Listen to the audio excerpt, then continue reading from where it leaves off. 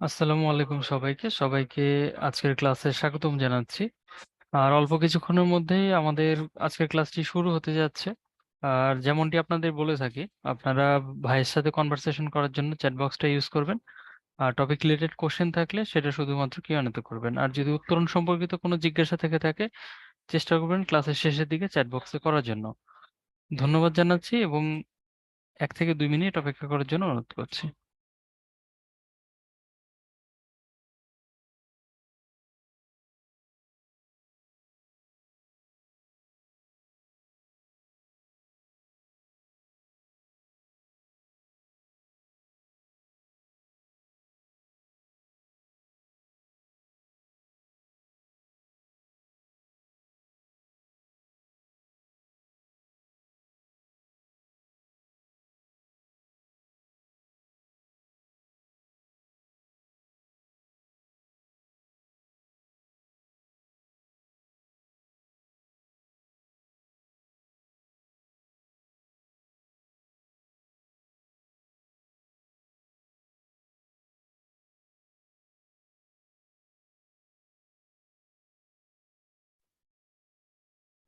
আসসালামু আলাইকুম।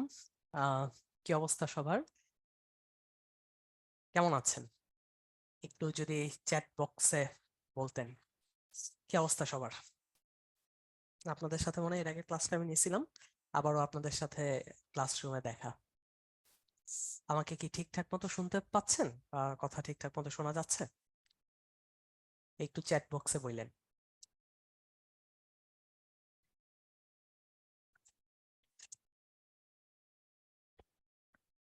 ইয়েস।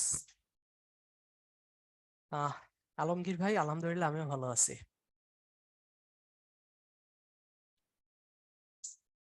ওকে। তো আপনাদের পড়াশোনা কেমন চলছে? আপনাদের মনে হয় তো একদিন পর ক্লাস নিছে, পড়াশোনা কি ঠিকঠাক মতো হচ্ছে? পড়াশোনা হচ্ছে না? মোহাইমিন ভাই, পড়ালেখা অবস্থা ভালো না ভাই, মানিক ভাই? আচ্ছা। রিটেন পরীক্ষা দিতেছেন, অবস্থা আসলে একটু একটু কঠিনই থাকার কথা। রিটেনের অবস্থাটা আপনার ভালো হবে। একটু মোটামুটি প্রিপারেশনটা ওভারঅল একটা স্ট্রাকচার ওয়েতে চলে আসলে তখন ইনশাল্লাহ আস্তে আস্তে একটু কনফিডেন্স পাবেন। এই যে মাহফুজ ভাই, উত্তরণ এত এক্সাম নিচ্ছে, পড়া শেষের আগেই এক্সাম। ভাই আপনার বিসিএস পরীক্ষাটাও আপনি শিওর থাকেন আপনার পড়া শেষের আগেই বিসিএস পরীক্ষাটা হয়ে যাবে। সো আপনি ভাইবেন না যে আপনি পড়ালেখা শেষ করে তারপর বিসিএস পরীক্ষা দিবেন, এটা আসলে হয় না। ঠিক আছে? আপনি যতটুক পড়ছেন ওটুকের মধ্যেই আপনার বিসিএস পরীক্ষাটা দিতে হবে। ঠিক আছে, এটা একটু মাথায় রাখেন। সাউন্ড খুব সফট, সাউন্ড লাউড ভালো হয়? সাউন্ড তো বাড়ানোই, সাউন্ড তো ঠিকঠাকই মোটামুটি। আচ্ছা। আর আর কোনো কি প্রবলেম হইতেছে? আমরা আগাচ্ছি আস্তে ধীরে। আচ্ছা, সাউন্ডটা নিয়ে একটু দেখি। দেখেন।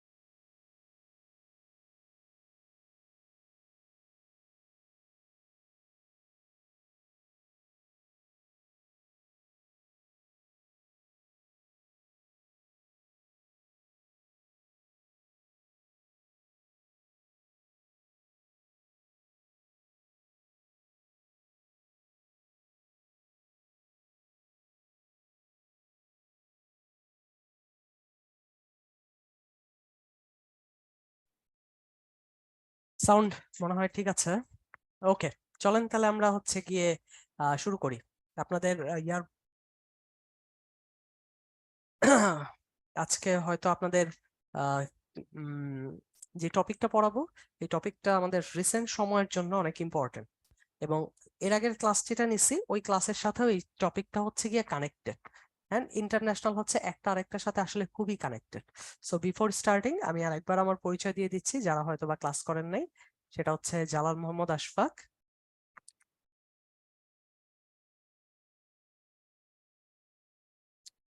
41 BCS অ্যাডমিন। ওকে, আচ্ছা, তো চলেন আমরা হচ্ছে গিয়ে আস্তে ধীরে আগাইতে থাকি। সো আজকের এই আন্তর্জাতিক বিষয়াবলীর যে টপিকটা আছে, আন্তর্জাতিক বিষয়াবলীর কিছু টপিক আছে যেটা হচ্ছে ইন্টারন্যাশনাল ইকোনমি রিলেটেড কানেক্টেড।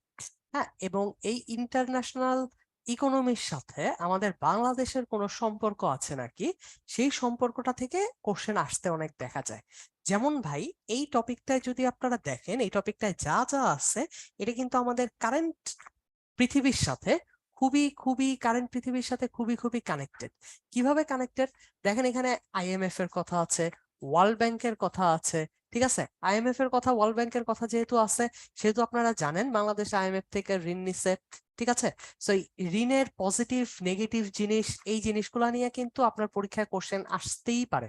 ঠিক আছে, সো এই যে এই টপিকটা আপনাদের জন্য খুবই খুবই ইম্পর্টেন্ট। আবার দেখেন, আমরা এই যে বৈশ্বিক অর্থনৈতিক সমস্যার কথা আমরা বলতেছি, ঠিক আছে, এই বৈশ্বিক অর্থনৈতিক সমস্যার জন্য এই বিশ্ব ব্যাংক যে তৈরি হয়েছিল, বা আমরা দ্বিতীয় বিশ্বর পরবর্তী সময়ে আমরা এই বিশ্ব ব্যাংকটা দেখছিলাম। এখন কিন্তু আমরা লাস্ট ক্লাসে ওয়ার্ল্ড পাওয়ার নিয়ে কিছু একটা কথা বলছিলাম, যে এখন কিন্তু ওয়ার্ল্ডটা একমেরুক বিশ্ব না, এখন ওয়ার্ল্ডটা বাইপোলার বা মাল্টিপোলারের দিকে যাচ্ছে। সো বিশ্ব ব্যাংক বা আইএমএফ এর মুদ্রা ব্যবস্থার বাইরেও অন্য কোনো কিছু বিকল্প আছে নাকি, সেই জিনিসটাও কিন্তু বিশ্ব দেখছে। যার ফলশ্রুতিতে এই যে এই সংগঠনটা দেখেন ব্রিক্স, এটা আমরা ভালো করেই জানি, ব্রাজিল, রাশিয়া, ইন্ডিয়া, চায়না এবং সাউথ আফ্রিকা, তারা এবং তাদের সাথে সাথে তারা তাদের কিন্তু জোটটাকে আরো শক্ত করছে। এবং আমরা এটাও জানি যে বাংলাদেশ যে ব্রিক্স এর যে ব্যাংকটা, যে বলা হয় এনডিবি, এটার কিন্তু সদস্য হয়েছে, এবং সেই সাথে সাথে কিন্তু আরো অনেকেই কিন্তু এর সদস্য হয়েছে। হ্যাঁ, সো কিন্তু আমরা ওয়ার্ল্ড পলিটিক্সে বা পাওয়ার প্র্যাকটিসে দেখতেছি সেখানে কিন্তু একটা শক্তির পালাবদলের যে জায়গাটা, এই শক্তির পালাবদল হয়তো বা আপনার 1-2 বছর হবে না, এটা হয়তো ধরেন 50-60 বছরও হইতে পারে, বাট এটা কিন্তু একটা শুরু হয়েছে। ঠিক আছে, সো এখানে কিন্তু আবার কারেন্সির কথা যদি আমরা বলি, এখন ওয়ার্ল্ডে কিন্তু আপনি যদি কোনো কিছু পারচেজ করতে চান, আপনার ডলারের বিপরীতে পারচেজ করতে হচ্ছে।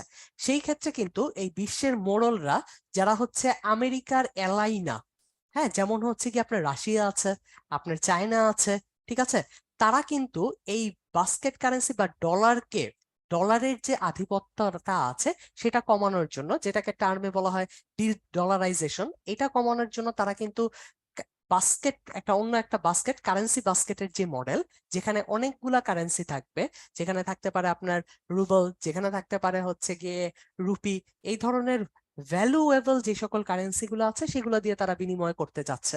ঠিক আছে, সো এই ধরনের কনসেপ্টে কিন্তু আস্তে আস্তে ওয়ার্ল্ড চলে যাচ্ছে।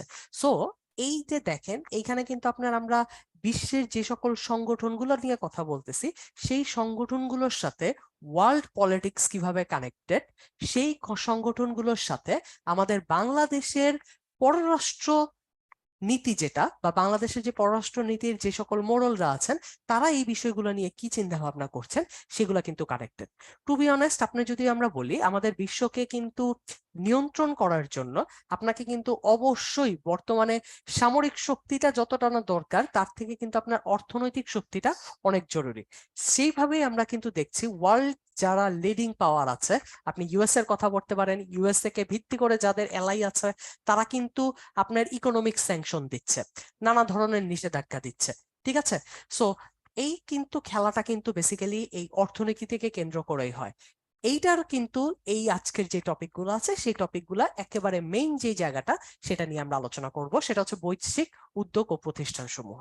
ঠিক আছে, সেকেন্ড যে বিষয়টা, এই আপনার এই যে ইন্টারন্যাশনালে আপনি যদি নন অ্যাক্টর গুলোর মধ্যে দেখেন, তাহলে রিজিওনাল যে সকল প্রতিষ্ঠানগুলো আছে, রিজিওনাল প্রতিষ্ঠানগুলো কি কি হইতে পারে, এই যে বিমস্টেক, সার্ক, আমরা লাস্ট ক্লাসে এটার কিন্তু একটা অ্যানালাইসিস মূলক কথাটা অনেকটা এরকম বলছিলাম, যে আমাদের সাউথ এশিয়ার জন্য আপনার বর্তমান সার্কে থেকে বিমস্টেক কেন উন্নত। এই ধরনের আপনার আর্গুমেন্ট ভিত্তিক অ্যানালাইসিস কিন্তু আসতে পারে। ঠিক আছে, আবার দেখেন এই যে আসিয়ান, হ্যাঁ, আসিয়ানের কথা কিন্তু আসতে পারে, কারণ এই আসিয়ান কিন্তু আপনার দক্ষিণ পূর্ব এশিয়ার জন্য খুবই গুরুত্বপূর্ণ। ঠিক আছে, আবার ওআইসি, হ্যাঁ, ওআইসি নিয়ে আপনার কিন্তু একটা একটা মেজর একটা জিনিস কানেক্টেড হয়ে আসতে পারে, যে গত ক্লাসে আমরা পড়ছিলাম ইসরায়েল কাহিনী নিয়ে, ফিলিস্তিন কাহিনী নিয়ে কিছু কথা আসছিল। আপনার কোশ্চেন গুলো কিন্তু এভাবে আসতে পারে যে ওআইসি মুসলিম বিশ্বের ভ্রাতৃত্ব রক্ষার ক্ষেত্রে বা ফিলিস্তিনের অধিকার প্রতিষ্ঠায় রক্ষার্থে ওআইসি একটি ব্যর্থ সংগঠন, আপনি ব্যাখ্যা করেন।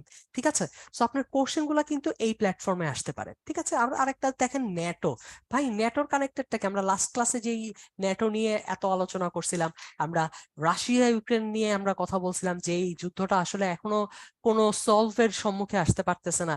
হ্যাঁ, তো এই জায়গাটাও কিন্তু এই ন্যাটোর কাহিনীগুলা ইম্পর্টেন্ট। ঠিক আছে, সো এখানে যদি আপনি একটু ভালো করে দেখেন এই আইএমএফ এর ইস্যুটা, ওয়ার্ল্ড ব্যাংকের ইস্যুটা, ব্রিক্স এর ইস্যুটা, হ্যাঁ, এনডিবির ইস্যুটা, হ্যাঁ, এটা কিন্তু আমাদের বাংলাদেশের ইকোনমির সাথে সরাসরি কানেক্টেড, একেবারেই সরাসরি কানেক্টেড। সো এই টপিকগুলো আপনি যখন পড়বেন, এই টপিকগুলোর কোট, হ্যাঁ, এবং এই টপিকগুলা নিয়ে যে সকল ইনফো আছে, যেমন আমাদের কত বিলিয়ন ঋণ দিচ্ছে, এই ঋণগুলো আমরা কত হারে শোধ করব, এই ধরনের ইনফোগুলো আপনার যেন যথাযথ জানা থাকে।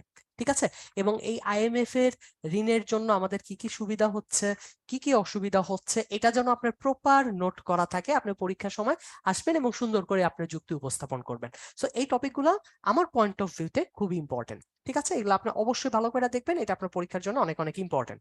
আমরা একটু পর বিস্তারিত আলোচনায় যাচ্ছি। এরপরে দেখেন আঞ্চলিক প্রতিষ্ঠানের ক্ষেত্রে এই ন্যাটো, এটা তো মানে গুরুত্বপূর্ণ, অনেক গুরুত্বপূর্ণ। বিমস্টেকের কথা আমরা বলেছি, আমরা আসিয়ানের কথা বলেছি। হ্যাঁ, এই টপিকগুলা আপনার জন্য অনেক অনেক অনেক ইম্পর্টেন্ট। ঠিক আছে, এবং আপনি যদি কোশ্চেন অ্যানালাইসিস করেন, দেখবেন দেখবেন এই বাংলাদেশ রিলেটেড কোশ্চেন এবং ইন্টারন্যাশনালে আসে, যেটা হচ্ছে বাংলাদেশের সাথে আন্তর্জাতিক সম্পর্কের ক্ষেত্রে। এবং আপনাদের একটা সাজেশন দিচ্ছি, সেটা হচ্ছে পিএসসির বিজ্ঞ সদস্য স্যার দেলোয়ার স্যার, উনি হচ্ছে আন্তর্জাতিক সম্পর্ক বিশেষজ্ঞ, এবং তিনি একটি দৈনিকে রেগুলার ভিত্তিকে আন্তর্জাতিক কলাম লেখেন, এবং খুবই আমরা কোশ্চেন অ্যানালাইসিস করে, আমি আমার একটা ফ্রেন্ড দেখছিলাম যে দেলোয়ার স্যার যে টপিক গুলা নিয়ে কোশ্চেন গুলা মানে লেখেন, ওইখান থেকে অনেক ক্ষেত্রে হচ্ছে গিয়ে কোশ্চেন আপনি হুবহু পাইতে পারেন। হ্যাঁ, মানে ওই থিমটাকে।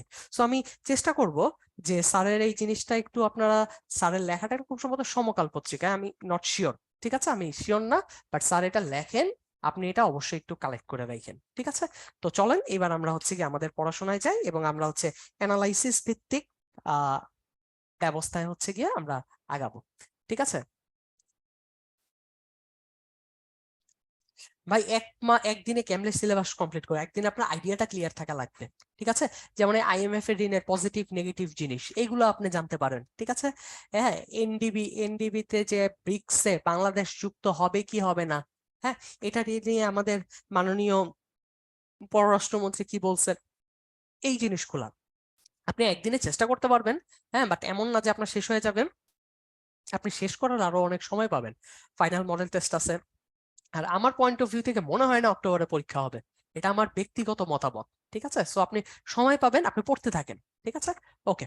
সো চলেন এবার আমরা হচ্ছে একটু আগাই সামনের দিকে। সো ফার্স্টের এই কোশ্চেন গুলা, এগুলো অবশ্যই প্রিলির কোশ্চেন। আপনারা জানেন যে ব্রিটেনের উডস এর মাধ্যমে হচ্ছে কি আপনার আইএমএফ, ঠিক আছে,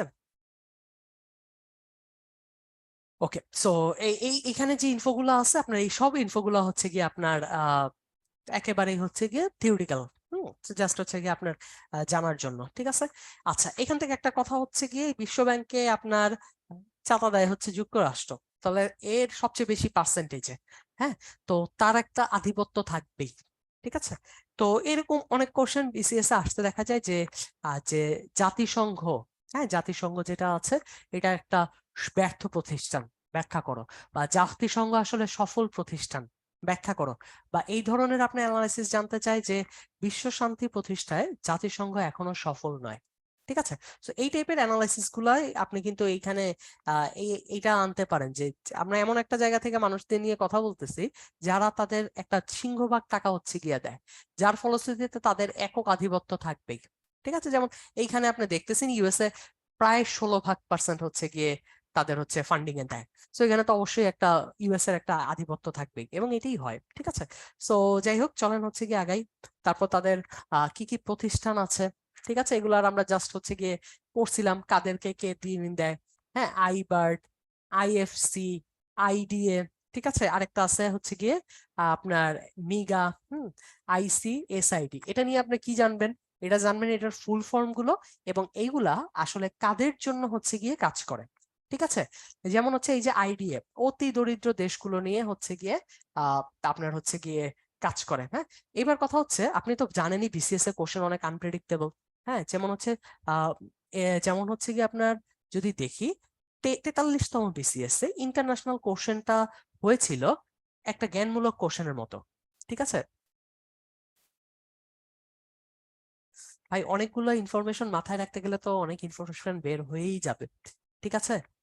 তো আহ কমন টপিক এক্সামে আসলে এগুলা ভুলে গেলে প্রেজেন্টেবল ওয়েতে কিভাবে দেওয়া যায়, আচ্ছা বলতেছে, এটা নিয়ে কথা বলবো ভাইয়া, একটু ওয়েট করি। সো যেমন হচ্ছে গিয়ে আপনার 43-এর কোশ্চেনটা হচ্ছে গিয়ে একটু একটু জ্ঞানমূলক টাইপের কোশ্চেন আসছিল, আন্তর্জাতিকে কনসেপচুয়ালে কি বলছে, বিশ্ব ব্যাংক কি, ওআইসি কি। হ্যাঁ, এটা তো আপনার 4 নম্বরের কোশ্চেন। এন্ড এটা তখন কি, তখন হচ্ছে একটু প্যারাদায়ক অবস্থা ক্রিয়েট হয়ে গেছে। কিভাবে প্যারাদায়ক অবস্থা ক্রিয়েট হয়েছে? কারণ হচ্ছে গিয়ে আপনি তো পড়ছেন মানে কনসেপচুয়াল জিনিস, এটা তো আপনার একটা ডিরেক্ট দিয়ে দিছে।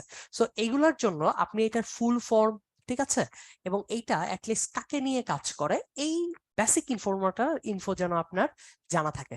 যেমন আইবিআরডি, হ্যাঁ, নিম্ন দেশগুলোর ঋণ দেয়, ঠিক আছে। আইডিএ দরিদ্র দেশগুলা নিয়ে ঋণ দেয়। তারপরে আইএফসি, এটা হচ্ছে বাংলাদেশে বেসরকারি খাতে ঋণ প্রদান করে। এতটুকু ইনফরমেশন যেন আপনার জানা থাকে, তাহলে আপনি লিখতে পারবেন, ঠিক আছে। ভাই আমার আন্তর্জাতিক নোট নাই, আমার আন্তর্জাতিক খাতা আছে, আমি মডেল টেস্ট দিয়েছি, এটা আমি আজকে রাতে শেয়ার করব, ঠিক আছে। ওকে, আম, তারপর চলেন আমরা হচ্ছে গিয়ে আগাই। এই যে বিজ্ঞানীরা বলছে, হ্যাঁ, এগুলা একটা জ্ঞানমূলক জিনিস, আপনি জাস্ট জানবেন।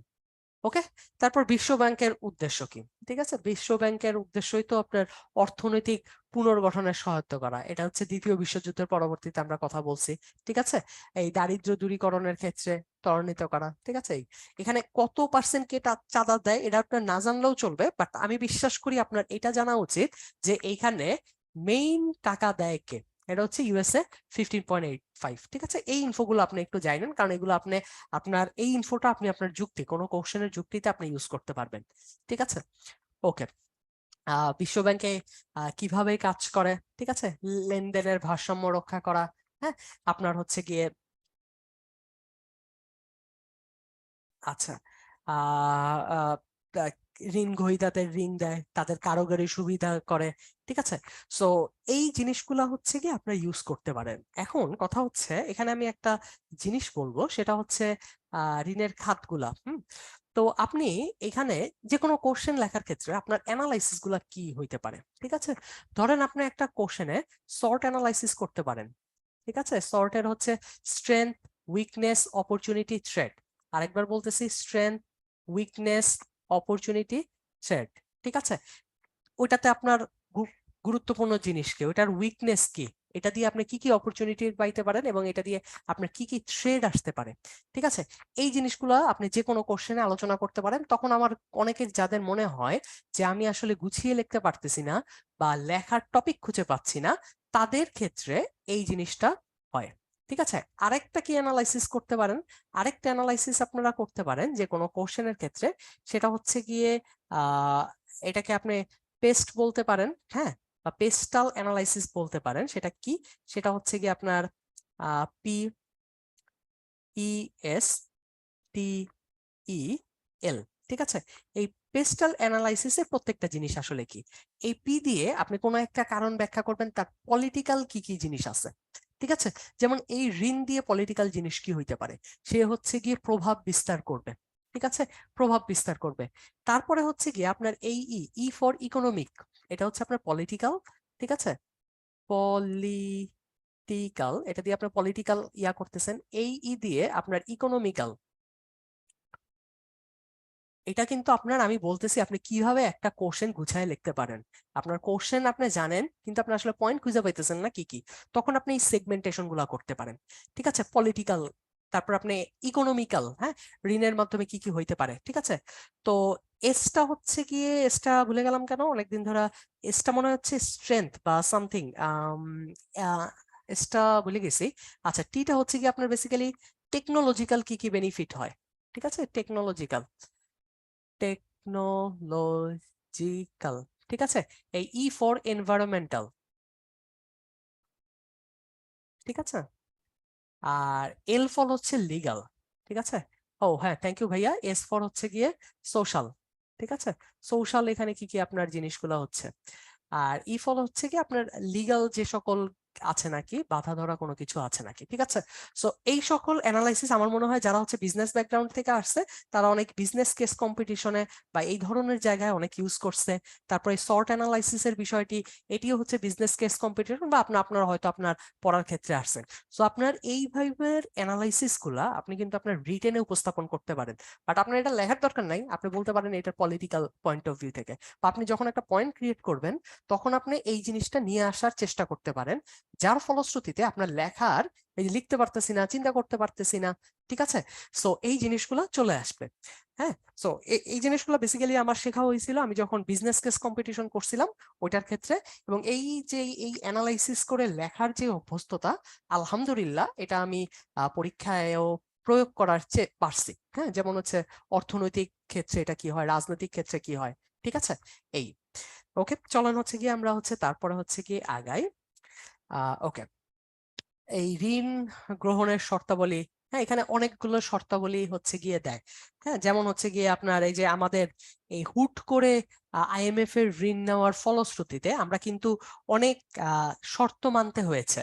হ্যাঁ, এই শর্ত মেনেই কিন্তু আমরা এই ঋণগুলা দিয়েছি। যেমন হচ্ছে জ্বালানির ভর্তুকি, হ্যাঁ, একেবারে হুট করে হচ্ছে পেট্রোল অকটেনের এই দামগুলো হচ্ছে অনেক বেড়ে গেছে, ঠিক আছে। তো এই টাইপের অনেক বেসরকারীকরণ, হ্যাঁ, তারপর হচ্ছে বাণিজ্যিকরণ, ট্যাক্স, হ্যাঁ, আমাদের যে এনবিআর ট্যাক্স নেয়, হ্যাঁ, এই ট্যাক্স গুলার মনিটরের জায়গাগুলা। সো আপনি যখন হচ্ছে কি আপনি একজনের কাছ থেকে ঋণ নিতেছেন এবং এই সংস্থাটা যখন ওয়ার্ল্ডের একটা ভাইটাল সংস্থা, তখন তার একটা যে গার্জিয়ান, তুমি আমার থেকে ঋণ নিছো এখন আমি তোমার গার্জিয়ান, হ্যাঁ, বা তাদের যে একটা হার্ড মনিটরিং এর যে পলিসি, সেই পলিসিটা হচ্ছে গিয়ে আপনার হচ্ছে আসতে পারে। সো এখান থেকে কি আসতে পারে ধরেন, হ্যাঁ, এরকম একটা সিনারিও হইতে পারে যে আইএমএফ থেকে যারা ঋণ নিছে এদের মধ্যে ঋণ নেওয়ার আমরা যদি পূর্ববর্তী হিস্ট্রি দেখি, এই হিস্ট্রি অনুযায়ী অনেকে হচ্ছে গিয়ে ঋণগ্রস্ত হইয়া দেউলিয়া হয়েছে। সো আইএমএফ এর ঋণ দেওয়ার জন্য বাংলাদেশ, আপনার বাংলাদেশ, বাংলাদেশ দেউলিয়া হবে কিনা, ঠিক আছে, এই দেউলিয়া হবে কি না, ঠিক আছে। সো আমি আপনাদের সাজেস্ট করব আপনি যদি রিটেন পরীক্ষা দেন, রিটেন পরীক্ষা দেওয়ার ক্ষেত্রে আপনি অবশ্যই পজিটিভ জিনিসগুলো শো করার চেষ্টা করবেন ভাই। যুক্তি, আর্গুমেন্ট দুই সাইড থেকেই দেওয়া যায়। হ্যাঁ, আপনি এটা নেগেটিভ ভাবেও দিতে পারেন, পজিটিভ ভাবে দিতে পারেন, আমরা বিতর্কে যেটা করি, ঠিক আছে। বাট আমি বলবো আপনি এগুলার একটা পজিটিভ, মানে আমাদের বাংলাদেশের গভর্নমেন্ট যেটা করছে, আপনি তো একটা গভর্নমেন্ট এমপ্লয়ি হইতে যাচ্ছেন, আর আপনার তো এই যে মাথাগুলো আছে তাদের এগেনস্টে যায় তো লেখার কোনো দরকার নাই আপনার লেখায়। এটা খারাপ হবে এরকম কিছু না, বাট এটার পজিটিভ আর্গুমেন্ট গুলো অনেক আছে, ঠিক আছে। সো এই আর্গুমেন্টেশন গুলো আপনার ক্লিয়ার করতে পারেন, ঠিক আছে। ওকে, এই যে এটার পজিটিভ সাইড, এবার হচ্ছে গিয়ে এটার নেগেটিভ সাইড। এই যে হুট করে হচ্ছে গিয়ে আমরা এই ভর্তুকি সুবিধা বাতিল করে দিচ্ছি, হ্যাঁ, বা হচ্ছে জিনিসপত্রের দাম বেড়ে গেছে, ঠিক আছে, এটা কিন্তু ডিরেক্ট প্রভাব হচ্ছে জনগণের সাথে পড়ে, ঠিক আছে। তারপর আপনার এই আমদানি রপ্তানির, হ্যাঁ, এটার ক্রয়ের পেছনে কিন্তু খরচ বেড়ে যায়, ঠিক আছে। সো এইখানে কিন্তু যখন একটা বাইরের মনিটর, মানে একেবারে তাদের নজরদারি চলে আসে, তখন আপনি আপনি বলতে এটা অনেক কান্ট্রির ক্ষেত্রে, অনেক কান্ট্রি থেকে এখানে কিন্তু একটা পুরাপুরি একটা মানে হচ্ছে গিয়ে সরাসরি একটা প্রভাব পড়ে, ঠিক আছে। So আপনার প্রভাব হয়ে যান, তাহলে আপনি এখানে দেখেন, আপনি যদি এখানে ওই পেস্টাল অ্যানালাইসিস করতে যান, হ্যাঁ, তাহলে কি হয়, পলিটিক্যাল একটা প্রভাব পড়ে, রাজনৈতিক হস্তক্ষেপ দেখা যায়, ঠিক আছে। আপনি যদি আপনি দিয়ে বলেন ইকোনমিক্যালি, হ্যাঁ, তাহলে ইকোনমির ক্ষেত্রে কি হয়, আপনার অর্থনৈতিক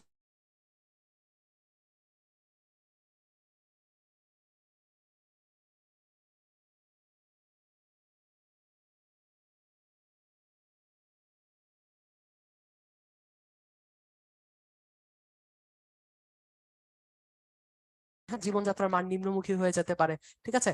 হঠাৎ করে আহ হ্যালো হ্যালো হ্যালো, শুনতে কি পাচ্ছেন? হ্যাঁ, শোনা শুনতে যাওয়ার পাচ্ছি কথা? ভাইয়া। হ্যাঁ হ্যাঁ, ওকে, তাহলে ওনার মনে সাউন্ড সমস্যা। ওকে, সো যেটা বলছি, মানুষের সোশ্যাল যে ইম্প্যাক্টের যে জায়গাটা সেটিও হয়। ঠিক আছে। সো সো এইগুলা জায়গা থেকে আপনি, আচ্ছা আচ্ছা, মাঝে মনে হয় একটু ডিসকানেক্টেড হয়ে গেছিল, একটু খোঁচা লেগে। ওকে, এইগুলা জায়গা থেকে আপনি কিন্তু অ্যানালাইসিসটা করে অ্যান্সার দিতে পারেন। ঠিক আছে। সো আপনি কোন একটা কোশ্চেনের ক্ষেত্রে, বা আপনি যখন কোশ্চেনটা নিজে বাসায় একটা প্র্যাকটিস বা নোট করবেন, বা আপনার কোনো ফ্রেন্ডের থেকে এই জিনিসটা নিবেন, তখন এই জিনিসগুলো আপনি আগে থেকেই ভেবে রাখবেন। ঠিক আছে। ওকে, চলেন তাহলে হচ্ছে কি আমরা আনি এই যে বিশ্বব্যাংক ও বাংলাদেশ, এবং এখানের একটা কি, বাংলাদেশ যতবারই হচ্ছে গিয়ে আপনার ঋণ নিছে, বাংলাদেশের ঋণ ব্যাক করার যেই অবস্থাটা, সেটা কিন্তু আলহামদুলিল্লাহ খুব ভালো। ঋণ নিয়ে আমরা ঋণগ্রস্ত হয়ে পড়ি নাই, যদি এখন অনেক পরিমাণে ঋণ নিছি, বাট আমরা ঋণ আহ, যথাযথ সময় হচ্ছে গিয়ে ব্যাক করতে পারছি। ঠিক আছে। এবং আপনার এই ধরনের অ্যানালাইসিসে দেখা হবে ঋণ ব্যাক করতে পারে না কারা, তাদের সিনারিওটা কি। আপনি পাকিস্তানের সিনারিওটা দেখেন, ঠিক আছে, আপনি শ্রীলঙ্কার সিনারিওটা দেখেন, তাদের কি পলিটিক্যাল বর্তমান স্ট্যাবিলিটি আছে? উত্তরটা হচ্ছে গিয়ে নাই। পাকিস্তানের ক্ষেত্রে একদমই নাই। ঠিক আছে। বাংলাদেশে কিন্তু পলিটিক্যাল স্ট্যাবিলিটি আছে, এটা আপনার আর্গুমেন্ট। তারপরে কি হইতে পারে, বাংলাদেশ কি আগের ঋণগুলাও ব্যাক করছে? হ্যাঁ, এটা আমাদের একটা, আগে আমরা ঋণগুলো ব্যাক করছি, এর মানে পরবর্তীতে ঋণ ব্যাক করার সক্ষমতা আছে। তারপর আপনি দেখেন, হ্যাঁ, বাংলাদেশের কিন্তু ইকোনমিক গ্রোথ, মাথাপিছু আয় বলেন, ঠিক আছে, আপনার হচ্ছে গিয়ে জীবনযাত্রার মান বলেন, আপনার বিদ্যুৎ ব্যবহারের কথা বলেন, ঠিক আছে, আপনার ইনফ্রাস্ট্রাকচার ডেভেলপমেন্টের কথা বলেন, সবকিছুর গ্রাফ কিন্তু ঊর্ধ্বমুখী। দ্যাটস ওয়াই আপনি যেগুলো প্রজেক্ট গুলা নিচ্ছেন, এই প্রোডাক্ট গুলা কিন্তু আপনার, ঠিক আছে। হ্যাঁ, ভেরি গুড, একটা ভালো পয়েন্ট বলছেন দিদি। হ্যাঁ, ডেমোগ্রাফিক ডিভিডেন্ড আছে। ঠিক আছে, ডেমোগ্রাফিক ডিভিডেন্ডটা তো আমরা জানি 15 থেকে 64 বছর বয়সের মধ্যে যারা কর্মক্ষম, ঠিক আছে, তাদের যে ডেমোগ্রাফিক ডিভিডেন্ড আছে। সো এটা একটা ভালো পয়েন্ট। আচ্ছা, দ্যাটস ওয়াই আপনার যে প্রজেক্ট গুলো আছে সেটা হচ্ছে জনগণকে এঙ্গেজ করে। ঠিক আছে, যার ফলশ্রুতিতে আপনার কিন্তু এখানে একটা গ্রাফ ঊর্ধ্বমুখী হওয়ার সম্ভাবনা আছে, এবং এটাই হচ্ছে। সো আপনার কিন্তু এখানে কি আইএমএফ এর ঋণ দিয়ে আমরা যে দেউলিয়া হয়ে যাব বা দিন পরিশোধ করতে পারবো না, এরকম কিন্তু হওয়ার সম্ভাবনা খুবই কম। সো আপনার এই টাইপের অ্যানালাইসিস এর মাধ্যমে আপনার কোশ্চেন গুলা সাজাইতে হবে। ঠিক আছে। আপনি শুধু ডাটা এবং চার্ট দিবেন, কিছু লিখবেন না, তা কিন্তু হবে না। সবকিছুর সাথে সাথে আপনার আর্গুমেন্টেশনটাও খুবই প্রপার হইতে হবে। সেই সাথে সাথে তো আপনার কোর্টও থাকতেছে, আপনার হচ্ছে প্রয়োজনীয় ফিগারও থাকতেছে, তখন আপনার কোশ্চেনটা হচ্ছে খুবই লজিক্যাল হবে, এবং যিনি দেখবে তার কাছেও এটা খুব ভালো হবে, মানে ভালোভাবেই তিনি নিবেন। ঠিক আছে। ওকে, চলেন তারপর হচ্ছে কি আগাই। এই যে এখানে অনেক আহ কথা আছে, এটা তো বললামই। হুম। ওকে, আচ্ছা, এই হচ্ছে গিয়ে আইএমএফ। ঠিক আছে ভাই, টু বি অনেস্ট, আইএমএফ এর ঋণ, এই ঋণের পজিটিভিটি এবং নেগেটিভিটি, এটা নিয়ে আপনি খুব ভালো করে করে যাবেন, খুব ভালো করে স্টাডি করবেন। এটাতে মাত্রই আপনাদের পজিটিভ সাইড নেগেটিভ সাইড গুলা বলছি। হ্যাঁ, এটার জন্য আপনি খুব ভালো করে করবেন। এই ক্ষেত্রে আপনি দেখবেন আপনার অনেক ফ্রেন্ডরা নোট করতেছে। আমার ক্ষেত্রে আমি একটু ফাঁকিবাজ টাইপের ছিলাম, তো আমার নোট টোট করতে ভালো লাগতো না খুব একটা। আমি হচ্ছে গিয়ে আমি ওই যে ডাটাগুলা লিখে রাখতাম, আর ফিগার গুলো আলাদা করে ড্র করে রাখতাম। আর হচ্ছে গিয়ে ধরেন অনেক বিসিএস এর অনেক গ্রুপ আছে।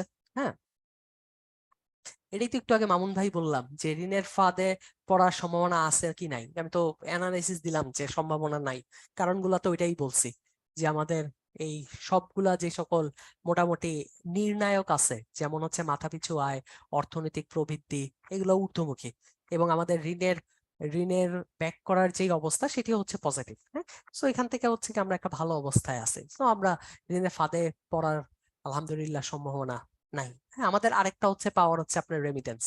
ঠিক আছে, আমাদের আরেকটা পাওয়ার হচ্ছে কি আমাদের আরএমজি সেক্টর। ঠিক আছে। সো এটার ক্ষেত্রে আপনি যদি দেখেন এক্সপোর্ট আর্নিং বাড়তেছে, আপনার রেমিটেন্সও প্রবাহ ফ্লো।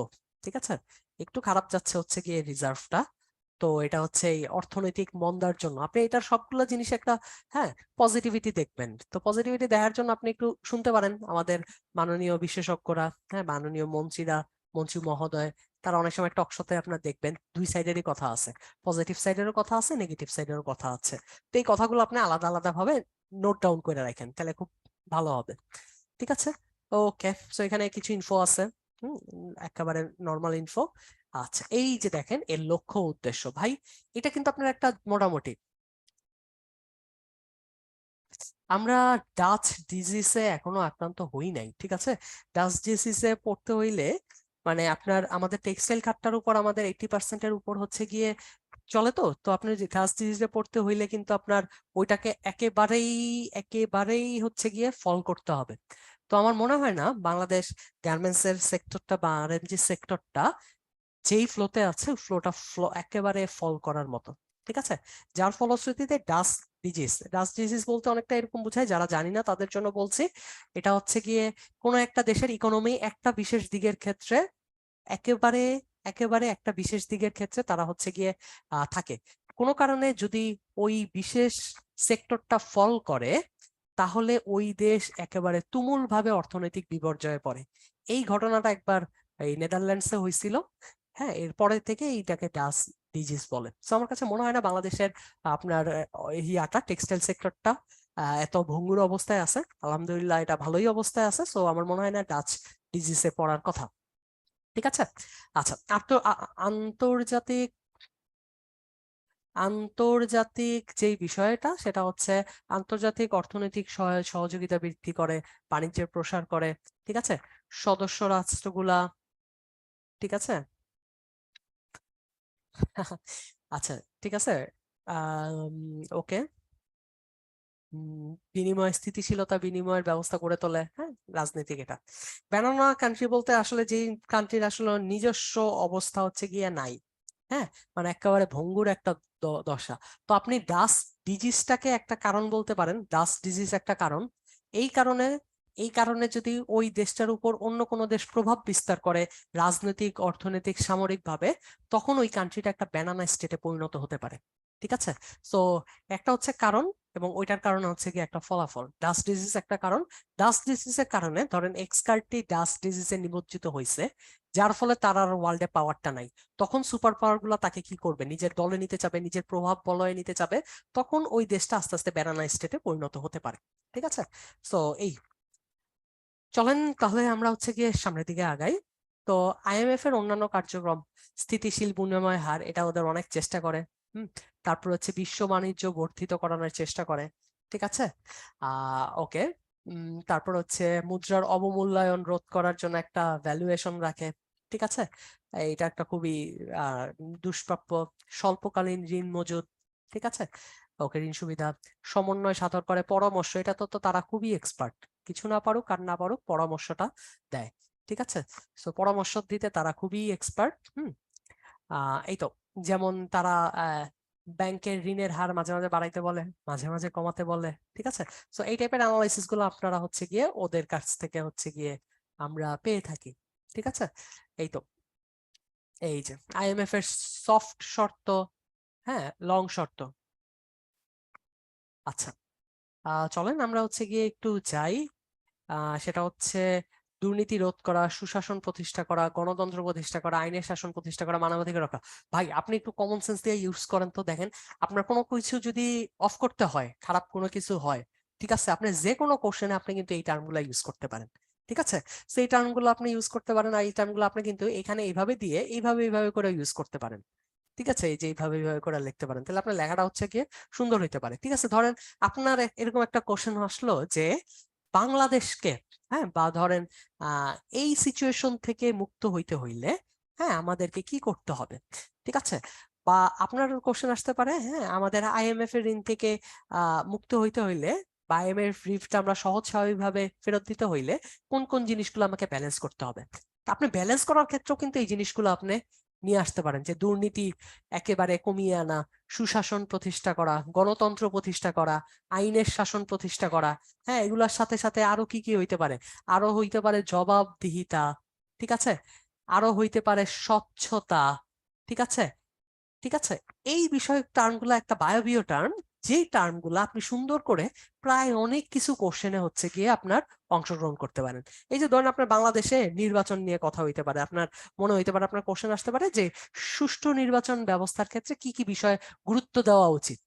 হ্যাঁ, তখন আপনার এই টার্মগুলো আপনি ইউজ করতে পারবেন। মানে এই টার্মগুলো হচ্ছে আপনার আল্লাহর বাস্তে বায়বীয় টার্ম, এগুলো অনেক জায়গায় ইউজ করা যায়। এখন এগুলো আপনি কেমনে ইউজ করতেছেন, এটা হচ্ছে গিয়ে কথা। ঠিক আছে। যেমন এই যে মুদ্রানীতি, হ্যাঁ, এই মুদ্রানীতি আমাদের এই মুদ্রানীতি, হ্যাঁ, আগে কিন্তু এক বছরে প্রকাশ করা হতো, এখন দুইবার করা হচ্ছে। ঠিক আছে। এই তারপর রাজস্ব ব্যবস্থা সংস্থা, ওই যে একটু আগে আমি বলছিলাম এনবিআর আমাদের রাজস্ব যে কালেক্ট করতেছে, ঠিক আছে, এই কালেকশনের জায়গায় তারা কিভাবে করতেছে, কাজ করতেছে নাকি এখানে প্রভাব, ঠিক আছে। তারপর অর্থনৈতিক দুর্বলতা কি আছে সেগুলো সংস্কার করা, হ্যাঁ। জ্বালানি খাত, জ্বালানি খাতে সরকারি যে ভর্তুকি আছে এই ভর্তুকি বন্ধ করা।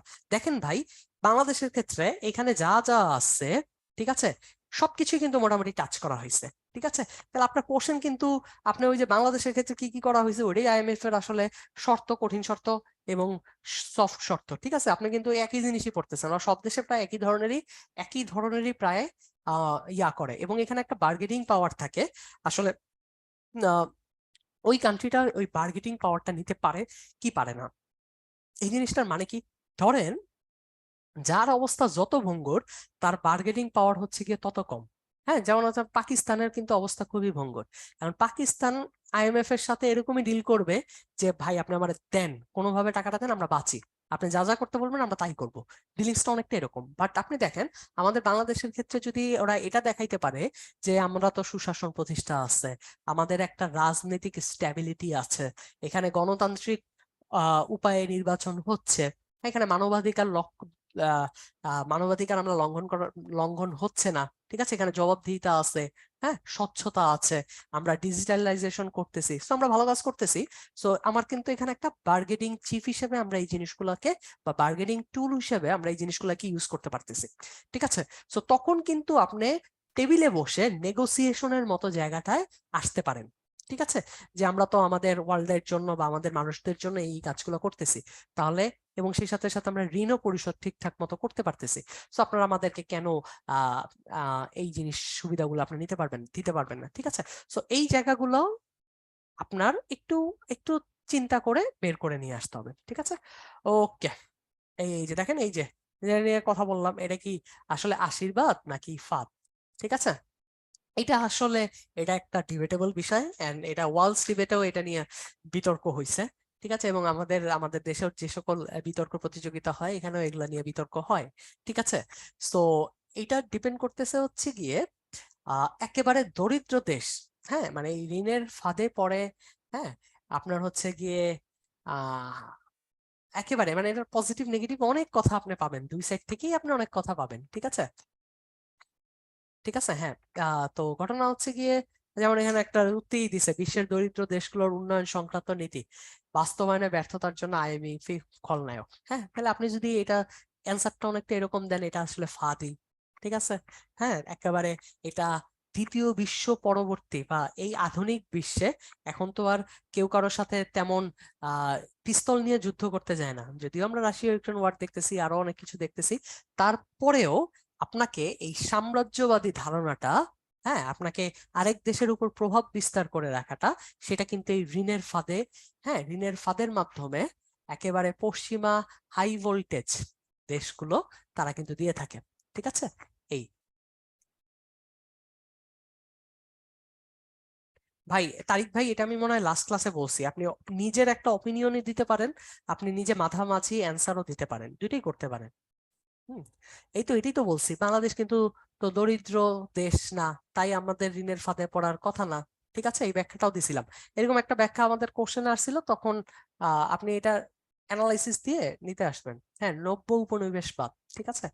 তো এই তো যেটা হচ্ছে অর্থনীতিকে কেন্দ্র করে হয়। ওকে, এই যে বাংলাদেশের ঋণ চাওয়ার কারণে তো বুঝতেছি নি কেন ঋণ চাওয়ার কারণ। ঋণ চাওয়ার কারণ হচ্ছে আমাদের হাতে একটা, প্রথমত হচ্ছে টাকা নাই। টাকা নাই কেন? টাকা নাই কেন হচ্ছে একটা কোভিড গেছে, একটা বিশাল সময় ধরে কোভিড গেছে, অর্থনৈতিক মন্দা গেছে, আমাদের এক্সপোর্ট ইম্পোর্টের ক্ষেত্রে, হ্যাঁ, ব্যবসা কমে গেছে, সেই সাথে সাথেই শুরু হয়েছে আপনার হচ্ছে রাশিয়া ইউক্রেন ওয়ার, যার ফলশ্রুতিতে আপনার খাবার টাবার আনতে পারেন নাই, আপনাদের বৈদেশিক যে বাণিজ্যের যে জায়গাটা সেই জায়গায় হয় নাই। তারপর হচ্ছে এই রাশিয়া ইউক্রেন ওয়ার জন্য কি কি হয়েছে আপনার, একেবারে মেইন যে জ্বালানি সংকটটা আছে, হ্যাঁ, এই জ্বালানি সংকটের ফলশ্রুতিতে আপনার যে জিনিসটা হয়েছে, আপনার আমাদের জ্বালানির দাম অনেক বেড়ে গেছে, যার ফলশ্রুতিতে এখানে ডলার ক্রাইসিসে আমরা পড়ছি, ঠিক আছে। সো এর জন্য আমাদের আসলে তো সবকিছুই ডলার দিয়ে হচ্ছে, তাই আমাদের আসলে এখানে আইএমএফ এর ঋণটা একটু দরকার আমাদের, হ্যাঁ। ওকে, সো এটা হচ্ছে কি আমাদের এটা দরকার। সো দেখেন ঘুরে ফিরে মনে হয় এই কারণগুলোই থাকবে, ঠিক আছে। রাশিয়া ইউক্রেন ওয়ার, বাণিজ্য ঘাটতি, মূল্যস্ফীতি, জ্বালানি সংকট, চলতি হিসাবের ঘাটতি, ঠিক আছে? এই হ্যাঁ, এগুলাই আপনি হচ্ছে গিয়ে গুছিয়ে গুছিয়ে লিখবেন। যেমন আপনি জ্বালানি সংকট কোশ্চেনটা লিখছেন, তখন আপনি আনতে পারেন যে এই যে ধরেন রাশিয়া ইউক্রেন ওয়ারে জ্বালানির দামটা ছিল এত, রাশিয়া ইউক্রেন ওয়ারের পর জ্বালানির দামটা হয়ে গেছে এত। ঠিক আছে? হ্যাঁ, তো আপনি একটা পার্সেন্টেজ এত গুণ বাড়ছে বা এত ইয়া, ঠিক আছে, এটা আপনার একটা পেপার থেকে কাটিং করে নিয়ে নিতে পারেন, তাহলে আপনার যে অ্যান্সার করাটা ইজি হবে। হ্যাঁ, তারপরে এই যে এখানে মূল্যস্ফীতি, যেমন এখানে একটা কোট আমার মনে ছিল, এটা তো আমার 43-44 রিটার্ন দেওয়া হয়েছিল। হ্যাঁ, সেটা কোটটা অনেকটা এরকম যে প্রথম একটা পেপার থেকে কোটটা এনে ছিল যে বিশ্বের এত বছরের ইতিহাসে সর্বোচ্চ পরিমাণ মূল্যস্ফীতি দেখা দিয়েছে। হ্যাঁ, এটা লিখে আপনি কোডটা লিখে আপনি যে কোন পেপার থেকে লিখছেন এটা আপনি দিয়ে দিলেন। ঠিক আছে? সো এই টাইপের একটা আপনার পয়েন্টও থাকলো, ওই পয়েন্টের একটা রেফারেন্সও দেওয়া থাকলো। ঠিক আছে, তখন আপনার জিনিসটা হচ্ছে গিয়ে একটু বিশ্বাসযোগ্য হবে, সেই সাথে সাথে এটা গ্রহণযোগ্যতাও বৃদ্ধি পাবে। ওকে। তারপর বিশ্ব ব্যাংক এবং আইএমএফ এর পার্থক্য। ঠিক আছে, এটা হচ্ছে উন্নয়নের সহায়তা করে, আর এটা হচ্ছে মুদ্রা ব্যবস্থা। হ্যাঁ, ওকে। পেপারের নাম যদি আপনার মনে থাকে তাহলে আপনি লিখবেন আর কি। আমি দুইটা পেপারই পড়তাম, ডেইলি স্টার আর হচ্ছে প্রথম আলো, সো ওই দুইটাই হচ্ছে গিয়ে লিখতাম। ঠিক আছে, ওকে। আচ্ছা, আম, হুম, এই তো এখানে পার্থক্যগুলো আছে। আচ্ছা, ওকে। তারপর হচ্ছে এশিয়ান ডেভেলপমেন্ট ব্যাংক। ওকে, এইবার এই এশিয়ান ডেভেলপমেন্ট ব্যাংকেরও আপনি যাই ব্যাংক বলেন তাদেরও ঋণ থাকবে, মূলধন বিনিয়োগ থাকবে। ঠিক আছে, অর্থনৈতিক উন্নয়ন থাকবে, কৃষির উন্নয়ন থাকবে। ওই যে আপনি যদি দেখেন, আপনি যদি সেক্টর দেখেন, সেক্টর আপনার কি আছে, অর্থনৈতিক, ঠিক আছে, অর্থনৈতিক, তারপর হচ্ছে কি আপনার রাজনৈতিক, হ্যাঁ, রাজনৈতিক, ঠিক আছে, অর্থনৈতিক, রাজনৈতিক, তারপর আপনার সামাজিক। ঠিক আছে, আপনি এটা ধরে ধরে পয়েন্ট দিয়ে আসতে পারবেন। সামাজিক, তারপরে আর কি হইতে পারে, সামরিক। ঠিক আছে, সামরিক, হ্যাঁ, তারপর হচ্ছে প্রযুক্তিগত হইতে পারে, প্রযুক্তিগত। হ্যাঁ, এবং এখন ওয়ার্ল্ডে এমন একটা কিছু হয়ে গেছে, কোনো কিছু হইলেই পরিবেশের একটা ইস্যু, এটার সাথে সবারই কনসার্ন হয়, কেউ মানুক অথবা না মানুক। যতই আমরা ইয়া করি, যতই আমরা হচ্ছে গিয়ে পরিবেশ নিয়ে কথা বলি, মানার ক্ষেত্রে তো আমরা মানি না। সো এই জিনিসগুলাই দেখবেন, এই পয়েন্টগুলো আপনি ঘুরে ফিরে আপনার সব জায়গায় আসতেছে। সো আপনি যখন পড়বেন, পড়ার সময় খেয়াল রাখবেন এই টপিকটার অর্থনৈতিক দিকগুলা কি, ঠিক আছে, এই টপিকটার রাজনৈতিক দিকগুলা কি, তাহলে আপনার অর্থনৈতিক দিকগুলো আপনার খুব মনে থাকবে। ঠিক আছে, তারপর সামাজিক দিকগুলা কি, সোশ্যাল ইম্প্যাক্ট এখানে কি পড়তেছে। ঠিক আছে, তো এই জিনিসগুলো আপনার হচ্ছে গিয়ে ইয়া থাকবে। যেমন ধরেন আমি একটা পদ্মা সেতুর কোশ্চেন দিয়ে অ্যান্সার করি। ঠিক আছে, সামরিক তো সব ক্ষেত্রে না, তবে সামরিকটা কিছু কিছু ক্ষেত্রে লাগবে। যেমন হচ্ছে কি আপনার রাশিয়া ইউক্রেন ওয়ারের, হ্যাঁ, সামরিক পাওয়ারটা আপনি আনতে পারেন। ঠিক আছে, তো এখানে সামরিক ভাবে আপনার হচ্ছে গিয়ে আহ সুপার পাওয়ার গুলা, ইউএস এর মতো সুপার পাওয়ার গুলা তারা হচ্ছে গিয়ে অস্ত্র দিচ্ছে যুদ্ধ করার জন্য আপনার ইউক্রেনকে। ঠিক আছে, তো এটা তো একটা সামরিক পদক্ষেপ। ঠিক আছে, অন্য দিক দিয়ে আবার রাশিয়া তাদের এর সাথে চুক্তি করে, হ্যাঁ, এই সামরিক খাতে তারা হচ্ছে এই ফাইটার প্লেন বা সামথিং এগুলা নিচ্ছে। ঠিক আছে, ওকে, চলেন হচ্ছে আমরা তারপর হচ্ছে কি আগাই। সো এখানে যেটা বললাম যে অর্থনৈতিক পয়েন্ট গুলা কি, হ্যাঁ, রাজনৈতিক পয়েন্ট গুলা কি, সামরিক পয়েন্ট গুলা কি, এটার সেগমেন্টে কি কি জিনিস আসতে পারে, সেই অ্যানালাইসিসটা হচ্ছে গিয়ে আপনার থাকা লাগবে। ওকে। আচ্ছা, এডিবি স্বাস্থ্য সহায়তা দেয়, হ্যাঁ, দারিদ্র্য দূরীকরণে হচ্ছে গিয়ে তারা সহায়তা করে। ভাই দারিদ্র্য দূরীকরণে এটা হচ্ছে সবচেয়ে মেইন। আপনি একটু যদি দেখেন এমডিজি, হ্যাঁ, এসডিজি, ঠিক আছে, সবগুলাই কিন্তু ওয়ার্ল্ডকে একটা দারিদ্র্য মুক্ত, হ্যাঁ, একটা ওয়ার্ল্ড করার হচ্ছে গিয়ে অভিপ্রায় নিয়ে হচ্ছে গিয়ে আসছে। হ্যাঁ, এবং এটার প্রথমটাই হচ্ছে গিয়ে এটা, তারা যতই শোষণ করুক না কেন, যতই এমন কাজকর্ম করুক না কেন, যাতে ওয়ার্ল্ড যেই অবস্থায় যাক না কেন, বাট হচ্ছে তাদের মেইন কনসার্ন থাকে এই দরিদ্র দূরীকরণের যে কনসার্নটা, সেটা। ঠিক আছে, ওকে। তারপরে দেখেন হচ্ছে নিউ ডেভেলপমেন্ট ব্যাংক, এনডিবি। ঠিক আছে, এটা নিয়ে মাননীয় পররাষ্ট্রমন্ত্রী একটা স্টেটমেন্ট দিছে। হ্যাঁ, এই এনডিবিতে তো বাংলাদেশ আছে, এটা আমাদের জন্য ইম্পর্টেন্ট। ঠিক আছে, এনডিবিতে আছে। সো এইটা নিয়ে স্টেটমেন্ট হয়েছে কখনই যে বাংলাদেশ আসলে ব্রিক্সে যুক্ত হবে কি হবে না। হ্যাঁ, সো এটা নিয়ে যেহেতু এনডিবিতে আমরা অলরেডি ঢুকছি, সো এটা একটা প্রসেসে আছে। হ্যাঁ, এটা আমাদের জন্য বেটার হবে কি হবে না, এটা নিয়ে হচ্ছে গিয়ে কথা। সো যাই হোক, এটাকে আইএমএফ এর বিকল্প ধরা হয়। হ্যাঁ, এবং এই যে ব্রিক্স এর বলয়টা আমরা বলতেছি, যেটা হচ্ছে ব্রাজিল, রাশিয়া, ইন্ডিয়া, হ্যাঁ, তারপর হচ্ছে গিয়ে সাউথ আফ্রিকা, ঠিক আছে, চীন, এই ব্রিক্স এর বলয়টা কিন্তু আস্তে আস্তে অনেক উন্নত হচ্ছে। এবং আমাদের যে ডলারের, যেটা ক্লাসের শুরুতেই বলছি, ডলারের আধিপত্যকে কমানোর জন্য তারা কিন্তু কারেন্সি বাস্কেটের থিমটা নিয়ে আসছে। ঠিক আছে, যেখানে আপনি অনেকগুলো মুদ্রা থাকবে, আপনি আপনার প্রয়োজনীয় মুদ্রা দিয়ে আপনি বিনিময় করতে পারেন। সো এই ধরনের মাধ্যমে আপনি কিন্তু এই কাজগুলো করতে পারেন। তাহলে দেখেন, আপনি কিন্তু পড়তেছেন একটা জিনিস, বাট এখান থেকে কিন্তু আপনার কনসেপচুয়াল অনেক কোশ্চেন আসতে পারে। ডি ডি ডলারাইজেশন বলতে কি বুঝি, হ্যাঁ, তারপরে বাংলাদেশ আপনার ব্রিক্সে যোগদান করা বাংলাদেশের পজিটিভ হবে নাকি নেগেটিভ হবে, হ্যাঁ, তারপর হচ্ছে গিয়ে নতুন বিশ্ব ব্যবস্থা কিভাবে দ্বিমেরু বিশ্ব ব্যবস্থা হচ্ছে বা মাল্টিপোলার ব্যবস্থা হচ্ছে, হ্যাঁ, এটা আপনি ব্যাখ্যা দেন। তখনও কিন্তু আপনার ব্যাখ্যাগুলা এই ব্যাখ্যাগুলাই আসবে। ঠিক আছে, যে এগুলো আসলেই যে দ্বিমেরু বিশ্বের দিকে আমরা যাচ্ছি এভাবে এভাবে। ওকে, সো আইএমএফ এর বিকল্প ব্রিক্স ব্যাংক, ঠিক আছে। সো এই জিনিসগুলো আসতেছে। এখন দেখেন, আমরা কিন্তু লাস্ট ক্লাসে এই জিনিসটাও নিয়ে কথা বলছিলাম যে ওই যে কি জানি আমাদের BRI project, belt and road initiative, ঠিক আছে, এটা কিন্তু চীন দিয়ে আসছে। এবং আপনি যদি ব্রিক্স এর একটা কান্ট্রি দেখেন, ব্রিক্স এর লিডিং কান্ট্রিটা কিন্তু চীন।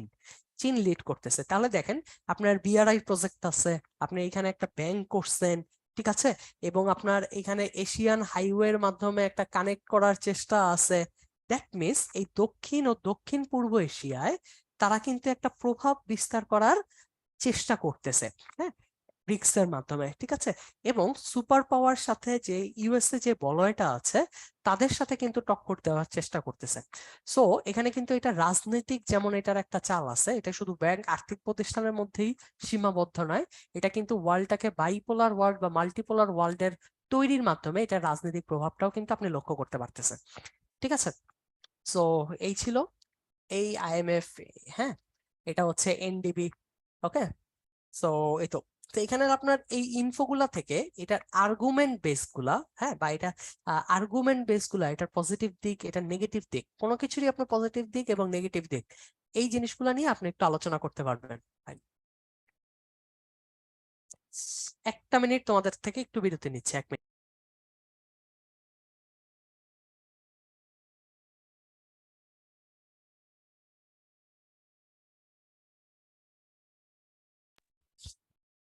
ওকে, আমাদের 1 মিনিট শেষ। 1 মিনিটের পর আমরা আবার চলে আসছি। 1 মিনিটও হয় নাই যেহেতু।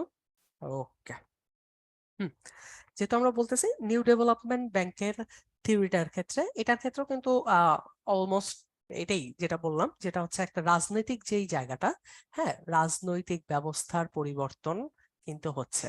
হ্যাঁ, এখানে অর্থনৈতিকটা হচ্ছে মুখ্য, বাট এটার সাব অর্ডিনেট জায়গাগুলো থেকে রাজনৈতিক প্রভাব আছে। সেই সাথে সামাজিক প্রভাবগুলো যদি তুমি বলো, সামাজিক প্রভাবগুলা কি থাকবে?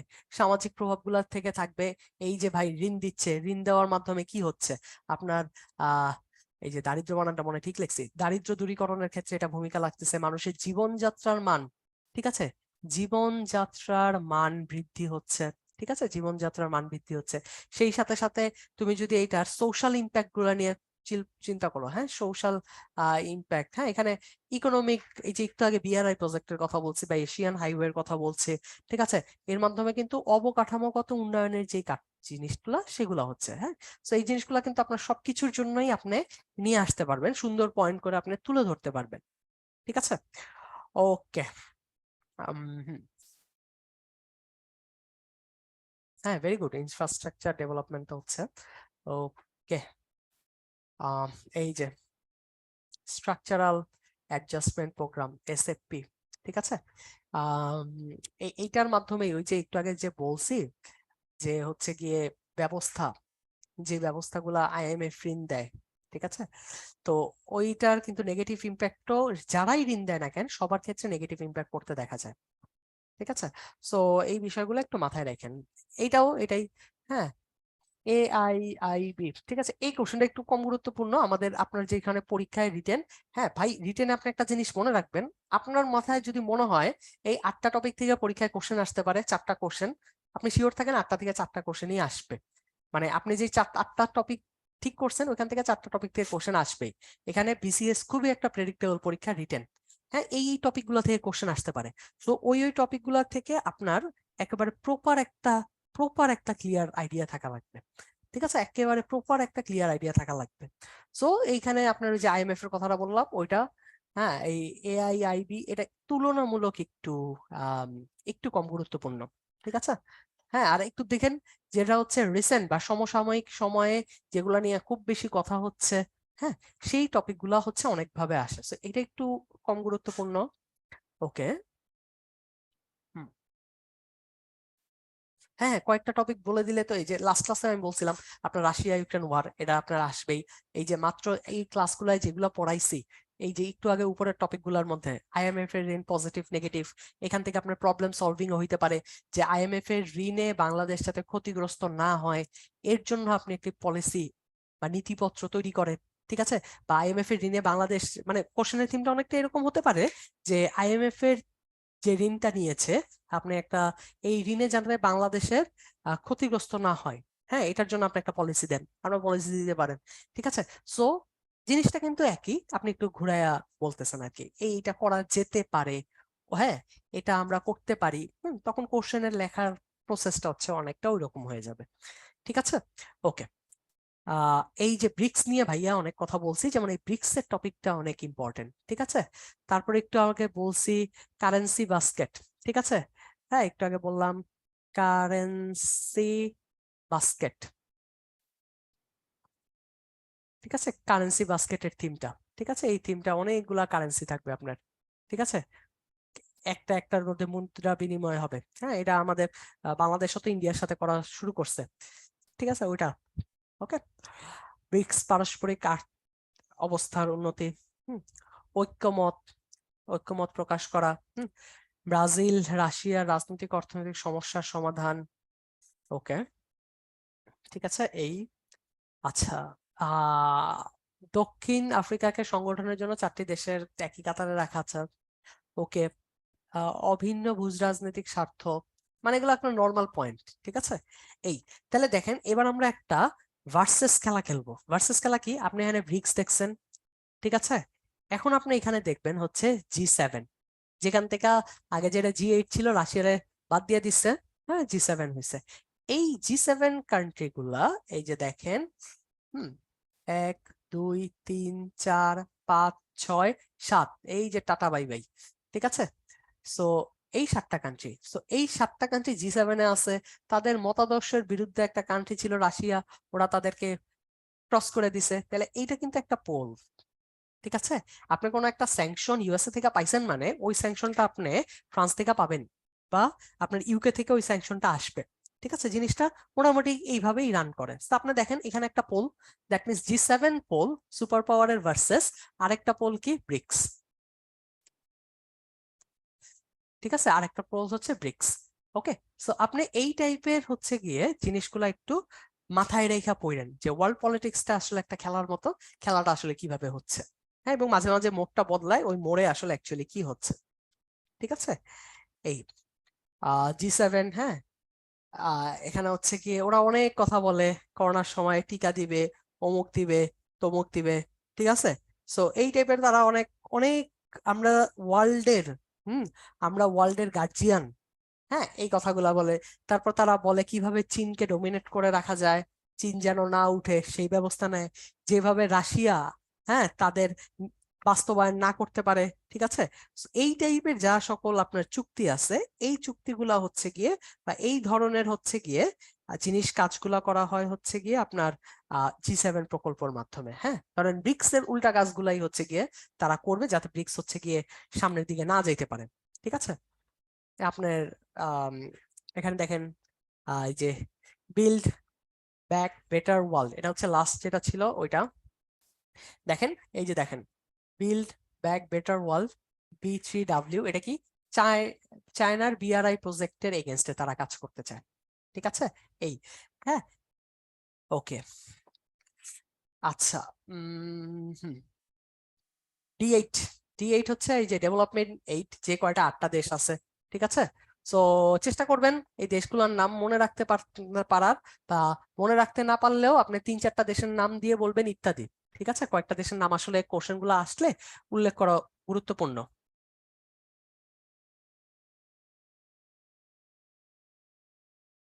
আচ্ছা, এখানে ব্রিক্স এর ভারতের ভালো একটা কোশ্চেন করছেন, সেটা হচ্ছে কি ভাই, ইন্টারন্যাশনাল পলিটিক্সটা রান করে আসলে স্বার্থকেন্দ্রিক। হ্যাঁ, যার যার সাথে স্বার্থ আছে তার সাথেই হচ্ছে গিয়ে সে সম্পর্ক করে। দেখেন, আপনি একটু ভেবেচিন্তে দেখেন। হ্যাঁ, আমরা যে এরা ইউএসএ চায়না পোলের কথা বলতেছি, দুইটা আলাদা। আপনি বিজনেসটা দেখেন, ইউএস এর সাথে ম্যাক্সিমাম বিজনেসই হচ্ছে গিয়ে একটা বিশাল ভ্যালুয়েশনের বিজনেস হচ্ছে গিয়ে আপনার চায়নার সাথে। তাহলে তারা কেন বিজনেস করে? হ্যাঁ, আবার দেখেন এই যে রাশিয়া, জার্মানি, হ্যাঁ, হ্যাঁ, এরপরে হচ্ছে ইউরোপের যে দেশগুলা, রাশিয়ার কিন্তু মেইন জ্বালানি গুলা সেল হইতো কিন্তু ওই জায়গাগুলাতেই। তাহলে তারা দুইটা পোল, কিন্তু তারাও কি জিনিসটা হচ্ছে কি এইভাবেই রান করে যে আপনার আসলে আরেকটা দেশের সাথে কোন নেগোসিয়েশনটা দরকার। ঠিক আছে। আচ্ছা, এখন কথা হচ্ছে দেখেন ভাই, আপনার কিন্তু এই যে ব্রিক্সে আপনার ইন্ডিয়া আছে।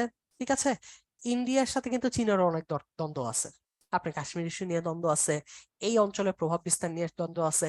আবার দেখেন আপনার এই ইন্ডিয়ার সাথে কিন্তু আপনার হচ্ছে আহ ইউএস এর আপনি যদি দেখেন, হ্যাঁ, ওরা আবার সম্পর্ক যুক্ত আছে কোয়াডের। এই কোয়াড আবার কি? কোয়াড আবার হচ্ছে গিয়ে একেবারে চীনের এগেনস্টের জিনিস।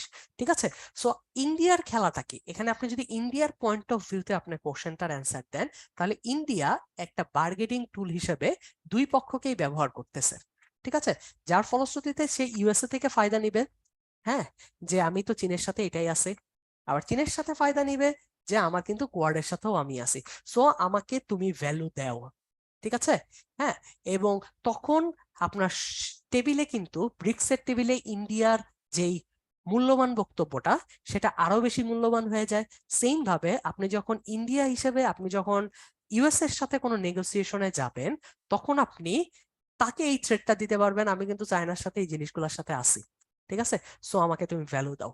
সো নিজের, হ্যাঁ, ওয়ার্ল্ড পলিটিক্সটা অনেক বড় মিস্ট্রি, ভালো খারাপ বলেন নাই, ভালো একটা কথা বলছেন। সো নিজের ভ্যালুয়েশনের জায়গায় ইন্ডিয়া এই কাজটা করতেছে। ঠিক আছে, সো এটাই।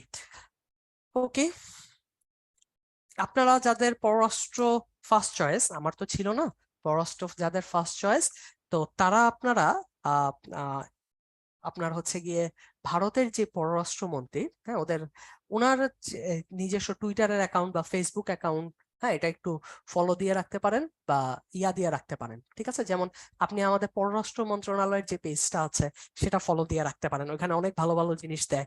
ঠিক আছে, ওইটা ফলো দিয়ে রাখলে ওই যে আপনার কোর্টের যে বিষয়টা, আপনি কোন কোর্ট দিবেন কি দিবেন, হ্যাঁ, একেবারে ডিরেক্ট উদ্ধৃতি করতে পারবেন। ঠিক আছে। এই আরেকটা সাজেশন দেই, সেটা হচ্ছে আপনাদের বিশেষ দিবসগুলোতে প্রধানমন্ত্রী রাষ্ট্রপতি বাণী দেয়। এটা আমি জানি না আপনার খেয়াল করছেন নাকি, একেবারে বাণী দেয়। সো আপনি ওই বাণীগুলো একটু পড়তে পারেন, পড়ে আপনি কিছু ইম্পর্টেন্ট ইনফোগুলা কালেক্ট করতে পারেন এবং ওইটা গ্যাদার করে আপনার খাতায় নোট ডাউন করে রাখতে পারেন। ঠিক আছে। তো এই তো এই সহযোগিতার এই যে অনেকগুলা বিষয় আছে, হ্যাঁ, এই ঘুরে ফিরে সবকিছু একই। হুম। ওকে। এই তো, তারপর হচ্ছে এইটার সম্মেলনে কি হয়েছিল, G77, এগুলো একটু খুবই লেস ইম্পর্টেন্ট। ঠিক আছে, একটু কম গুরুত্বপূর্ণ টপিক গুলোর মধ্যে হচ্ছে এটা G77 গ্রুপ। ঠিক আছে। এই ওকে, বিশ্ব স্বাস্থ্য সংস্থার কার্যক্রম, হ্যাঁ, এগুলা এই কাজ করে এবং তাদের ইম্পর্টেন্সটা বাইরে গেছিল অ্যাকচুয়ালি হচ্ছে করোনা কোভিড কালীন সময়ে। ঠিক আছে। এই তো দেখি, এরপর দেখেন এখানে বিগত সালে বিশ্ব বাণিজ্য সংস্থার বিরোধ নিষ্পত্তি আলোচনা, হ্যাঁ, 40-এ আসছিল। ব্রিক্স কি, এটি কবে কিভাবে প্রতিষ্ঠিত হয়, দেশসমূহ কি, ব্রিটেন সংগঠন, হ্যাঁ, ওয়ার্ল্ড ট্রেড অর্গানাইজেশন, D8 এর দেশগুলোর নাম লেখো। দেখেন এটা আগের কোশ্চেন। হ্যাঁ, অ্যানালাইসিস ভিত্তিক কোশ্চেন গুলো এর পরবর্তীতে আসছে। ঠিক আছে। তো এই তো, সো এই পার্টটা হচ্ছে গিয়ে এই পর্যন্ত। তো আমরা এখন একটা 5 মিনিটের ছোট্ট একটা ব্রেকে যাই। সো আপনারা একটু 5 মিনিটে আপনাদের যে সকল প্রয়োজনগুলো আছে সেগুলো মিটে আসুন। এখন হচ্ছে 8টা 7 বাজে, আমরা হচ্ছে ইনশাল্লাহ 8টা 13-র দিকে শুরু করতে যাচ্ছি। ঠিক আছে, ব্রেকের পর আবারও আপনাদের সাথে দেখা হবে।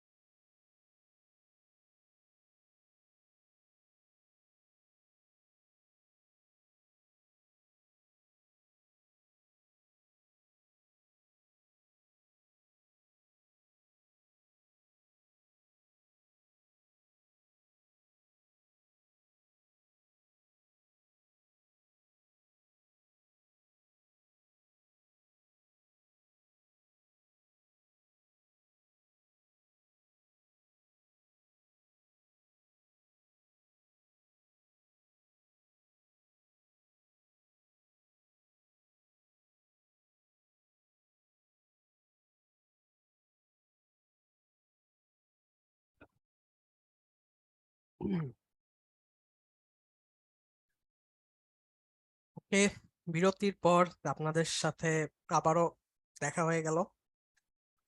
ওকে, এই পার্টটুকু আসলে মোটামুটি সংক্ষিপ্ত। আচ্ছা, আমি একটু ক্যামেরাটা অন করে দেখি। হুম, কি অবস্থা, কেমন আছেন? ওকে, আজকে আমি উত্তরণে যেখানে ক্লাস নেয় ওখান থেকে ক্লাস নিচ্ছি। গতকালকে হচ্ছে আপনাদের সাথে যে ক্লাস নিয়েছিলাম ওইটা হচ্ছে গিয়ে বাসা থেকে নিয়েছিলাম। তো তখন হচ্ছে কারেন্ট যাওয়া বা নেটওয়ার্কের একটা ইস্যু হয়েছিল। এটা আজকে ইনশাল্লাহ হওয়ার কথা না, কারণ এখানে খুবই ভালো ইন্টারনেট ব্যবহার করা হইতেছে।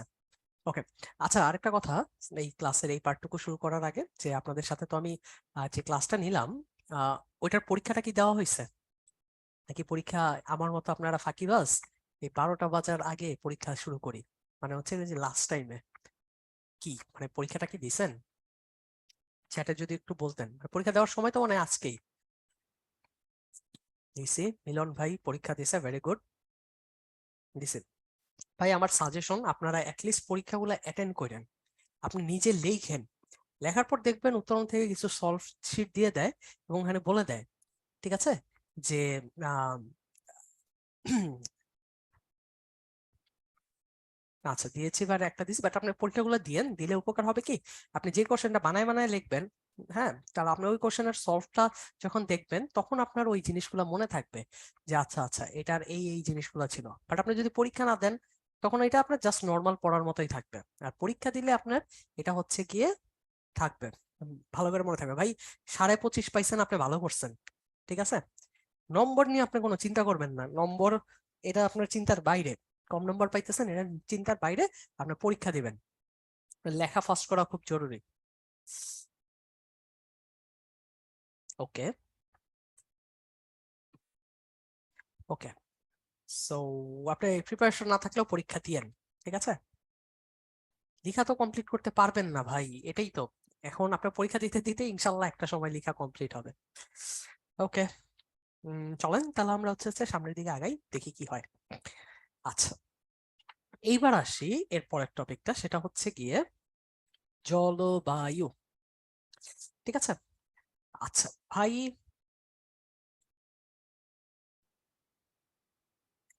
43 মডেল টেস্ট ভালো ছিল। আচ্ছা, লিগ্যাল পেজ 4 পেজ লিখতে পারি, এটা 6-7 পেজে নিয়ে যান, ঠিক আছে। তরুণের সিলেবাস এত বড় না আসলে, বিসিএস এর সিলেবাসটাই ভাই বড়। আপনি শেষ করেন, তারপর যখন আবার আপনি সাবজেক্ট ফাইনাল দিবেন, হ্যাঁ, বা ওভারঅল পরীক্ষা দিবেন, তখন দেখবেন আপনি আগায় গেছেন, ঠিক আছে। আপনি এটা নিয়ে প্যারা নিয়েন না, আপনি জাস্ট ফ্লোতে থাকার চেষ্টা করেন। ওকে ভাই, জলবায়ু পরিবর্তন এই টপিকটা, একটা 5 স্টার ইম্পর্টেন্ট টপিক, ঠিক আছে। আপনি এই টপিকটার একটা ভালো একটা নোট ক্রিয়েট করতে পারেন। কিসের জন্য? আপনার এটা আপনার বাংলাদেশে লাগবে, ঠিক আছে, এটা বাংলাদেশে লাগবে।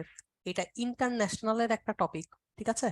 হ্যাঁ, যেমন ইন্টারন্যাশনালে, হ্যাঁ, ইন্টারন্যাশনালে আপনার কোপ বলতে কি বোঝায়, ঠিক আছে।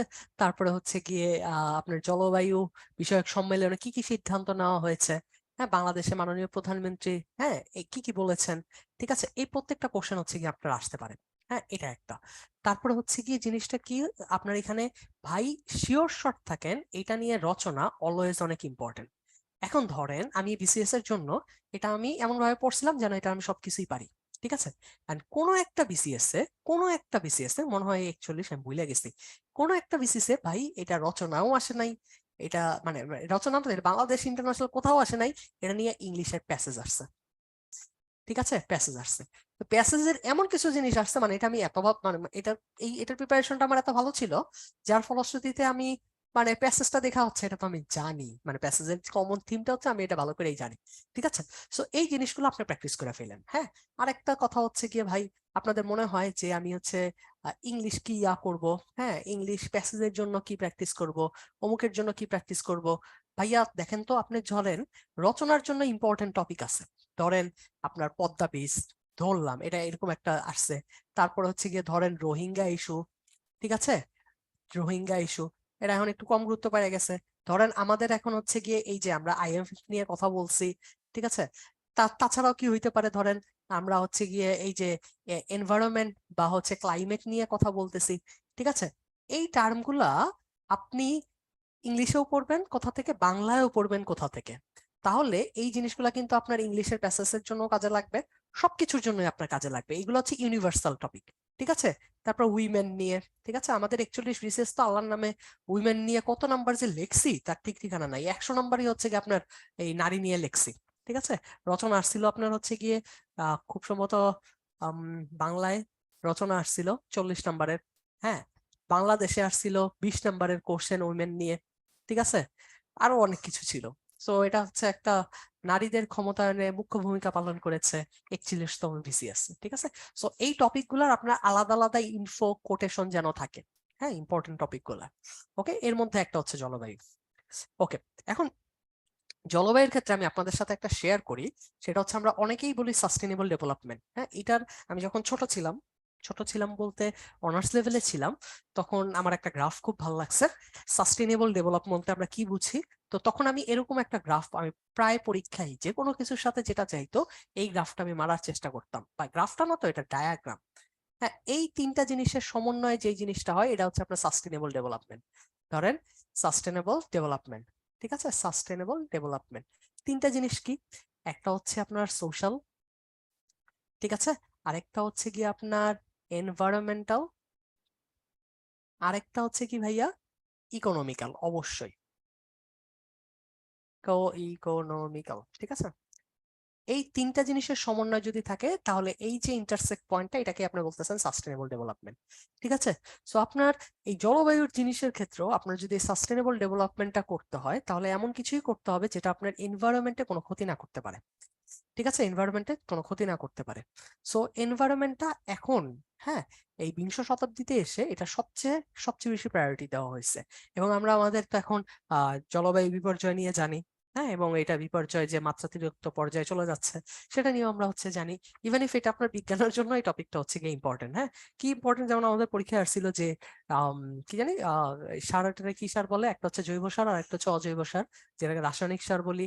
ওগুলা ইউজ করার ফলশ্রুতিতে কি ধরনের ক্ষতি হচ্ছে, ঠিক আছে? হ্যাঁ, তারপরে কি কি এই জিনিসগুলাতে আমাদের মাটি, পানি, বায়ুর উপর কি কি প্রভাব ফেলতেছে। তো তখন আপনার ইনফোগুলো যদি একটু প্রোডাক্টিভ হয় তাহলে এই জিনিসগুলো আপনার গুছাইতে সুবিধা হবে, ঠিক আছে? ওকে, এই যে COP 21, হ্যাঁ, এই যে প্যারিস চুক্তি, যেখানে কার্বন ট্রেডের কথা বলা হয়েছিল, ঠিক আছে ভাই, এই কথাগুলো খুবই খুবই খুবই হচ্ছে গিয়ে কমন, যেখানে সবকিছু জায়গায় বলা হয় যে শিল্প নির্গমন কমাইতে হবে, এত পার্সেন্টের নিচে নিয়ে আসতে হবে, ঠিক আছে?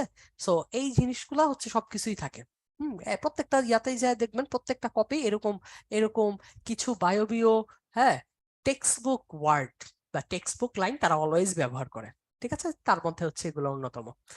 ওকে, সো এখন তো COP 17, হ্যাঁ, মিশরের আল শারমে।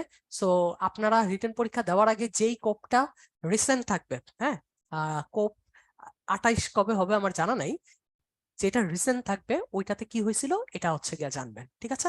আরেকটা ইনফরমেশন দেই, সেটা হচ্ছে কিটো প্রোটোকল আসার আগে আরেকটা ইনফরমেশন দেই, যে আমাদের অর্থনৈতিক সমীক্ষা ভাই, এটা যদি কারো কাছে না কিনা থাকে কাইন্ডলি একটু কিনা ফেলেন। এখন অর্থনৈতিক সমীক্ষা কত চলতেছে, মনে হয় 22 না চললে 23 চলবে, ঠিক আছে? এটা কিনে ফেলবেন। দেখেন এখানে প্রত্যেকটা সেগমেন্টেশন আছে। এখানে একটা সেগমেন্ট থেকে আমি একটা জিনিস জলবায়ু নিয়ে লিখে রাখছিলাম, সেটা হচ্ছে জলবায়ু পরিবর্তনে বাংলাদেশের ভূমিকা, ঠিক আছে? এই টাইপের একটা সেগমেন্ট আছে, অনলাইনে পাওয়া যায়। ভেরি গুড ভাই, কেনার দরকার নাই, তাহলে আপনি অনলাইনে তো পাইলে আলহামদুলিল্লাহ। তবে বইটা থেকে পড়তে আমার ভালো লাগছিল, এখানে দেখবেন এই 25-30টার মতো পয়েন্ট আছে। তা আপনার 25-30টার মধ্যে 7-8টা পয়েন্টও যদি আপনার থাকে ইনফরমেটিভ, হ্যাঁ, যেমন হচ্ছে গিয়ে ওই এই নাপা গঠন, হ্যাঁ, নাপা, তারপর হচ্ছে কি জানি স্ট্র্যাটেজিক প্ল্যান, মুজিব কিল্লা, ঠিক আছে, এই টাইপের অনেক কিছু আছে, এমন অনেক কিছু আছে যেমন আপনি জীবনের নামও শুনেন নাই। সো এই জিনিসগুলো আপনি আনতে পারেন, ঠিক আছে? তাহলে আপনার লেখার মানটা আর একটু ভালো হবে এবং আপনি প্রপার ইনফো পাবেন, ঠিক আছে, গভর্নমেন্টের। ওকে, সো অর্থনৈতিক সমীক্ষাটা আমার কাছে মনে হয় বিসিএস রিটেন পরীক্ষা দিলে আসলে সবার ঘরে একটা থাকা উচিত, 100 টাকাই তো মনে হয়। ওকে, তারপর হচ্ছে পরিবেশ বিষয়ক যে সকল প্রোটোকল গুলা আছে, প্রোটোকল গুলা নিয়ে কথা বলছে, ক্লিন ডেভেলপমেন্ট মেকানিজম, হ্যাঁ, অনেক আহ আছে, এই টাইপের আরো অনেক কিছু আছে। এই যে কিয়োটো প্রোটোকলের উদ্দেশ্য, ঠিক আছে। আপনার হচ্ছে গিয়ে গ্রিন গ্যাস নির্গমন করা ফেলবে, হ্যাঁ। এই গ্রিন হাউস গ্যাস কি, এটা আপনার ইয়াতে কোশ্চেন আসতে পারে বিজ্ঞানে। তারপর হচ্ছে গিয়ে গ্রিন হাউস গ্যাস কিভাবে ক্ষতি করে, ঠিক আছে, গ্রিন হাউস কিভাবে ফাংশন করে, হ্যাঁ। তো এই জিনিসগুলো হচ্ছে কি আপনার ইয়াতে আসবে, মানে সবকিছুর সাথে ইন্টার কানেক্টেড। আইপিসিসি, হ্যাঁ। আমি কিন্তু এই টাইপের যে ছোট ছোট জিনিসগুলা যেগুলোর আমার নাম জানা আছে ফুল, ঠিক আছে, আমি পুরাটা ইংরেজি লিখতাম, পাশে এইভাবে এইভাবে লিখতাম, ঠিক আছে। এভাবে লিখলে যে জিনিসটা হয় সেটা হচ্ছে গিয়ে এটা টিচারদের কাছে একটা ভালো মানে অনুভূতি দেখায় যে ওটা সুন্দর করে লিখছে। মানে আপনি লিখতেছেন একই প্রায় জিনিস সবাই লিখতেছেন, বাট হালকা পাতলা একটু ভ্যারিয়েশনে, হ্যাঁ, আপনার জিনিসটা অনেকটা চেঞ্জ হয়ে যায়। আহ, ঠিক আছে, ওকে। ওকে, কিয়োটো প্রোটোকলের উদ্দেশ্য, ঠিক আছে, এই গ্রিন হাউস গ্যাস নির্গমন কমানো, ঠিক আছে, তাপমাত্রা বৃদ্ধি যেটা হচ্ছে সেটা কমিয়ে ফেলা। কাহিনী মোটামুটি হচ্ছে ওই যে একই। ওকে, রিজিওনাল কম্প্রিহেন্সিভ ইকোনমিক পার্টনারশিপ। ওকে, আমাদের 43-এ ইন্টারন্যাশনাল কোশ্চেনটা একটু এলোমেলো করছিল। তখন বলছিল কোশ্চেনটা এরকম যে এই যে ক্লাইমেট চেঞ্জ হয়েছিল এর জন্য সাউথ মানে এই যে বাংলাদেশ এবং যে সার্কভুক্ত দেশগুলো আছে তাদের কি ক্ষতি হবে। কারণ মোটামুটি তো সবারই তো সেম ক্ষতিই হবে, কারণ সার্কভুক্ত মানে বাংলাদেশের সাথে ভারত তো প্রায় কাছাকাছি, হ্যাঁ। তারপর হচ্ছে শ্রীলঙ্কা তো একটা দ্বীপরাষ্ট্রই। তো এই টাইপের কোশ্চেন আসছে, ঠিক আছে। সো একটু ওই যে লাস্ট ক্লাসে বলছিলাম সাউথ এশিয়ার ম্যাপটা জানা থাকে, হ্যাঁ, তখন এই প্রবলেম গুলো নিয়ে আপনি আলোচনা করতে পারবেন। ও এখানে আরেকটা বাংলাদেশের ইম্পর্টেন্ট টপিক আছে। কি টপিক ভাই? এই ক্লাইমেট চেঞ্জের সাথে কিন্তু একটা জিনিস ওতপ্রোত ভাবে জড়িত। সেটা কি ভাই? ডিজাস্টার বা দুর্যোগ, ঠিক আছে। দুর্যোগ কিন্তু খুবই ইম্পর্টেন্ট একটা ইস্যু। কেন ভাই? এই যে দেখেন আপনি হচ্ছে কি আমাদের সিভিল সার্ভিসে যাচ্ছেন, ঠিক আছে, এবং সিভিল সার্ভিসে দেখেন আপনি অ্যাডমিনিস্ট্রেশনে যান বা আপনাদের কোনো টেকনিক্যাল ক্যাডারে যান, আপনি যেই এলাকায় যান না কেন, আমাদের বন্যা কবলিত আমরা কিন্তু বাংলাদেশ, ঠিক আছে। সো এইখান থেকে বন্যা বা ক্লাইমেট নিয়ে বা দুর্যোগ নিয়ে, হ্যাঁ, এটা কিন্তু একটা কানেক্টেড। সো এখান থেকে গভর্নমেন্ট রেগুলার বেসিসে কোশ্চেন আসে। এবং আমি যদি ভুল না করি বাংলাদেশে কিন্তু একটা পার্টি আছে এই দুর্যোগ নিয়ে, ঠিক আছে, দুর্যোগ ব্যবস্থাপনা নিয়ে বাংলাদেশ কি কি উদ্যোগ নিছে, ঠিক আছে। সো এটার সাথে কিন্তু এটা কানেক্টেড। সো এইভাবে একটু কানেকশন করে করে আপনার একটু স্ট্র্যাটেজিক হয়ে আগাইতে হবে।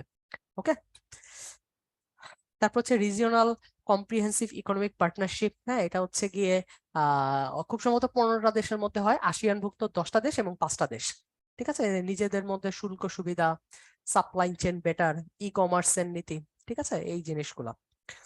ওকে, এইটা আমার কাছে এই টপিকটা তুলনামূলক একটু কম ইম্পর্টেন্ট, হ্যাঁ, কারণ এখানে রিসেন্টলি আহামরি কোনো কথা হইতেছে না, ঠিক আছে।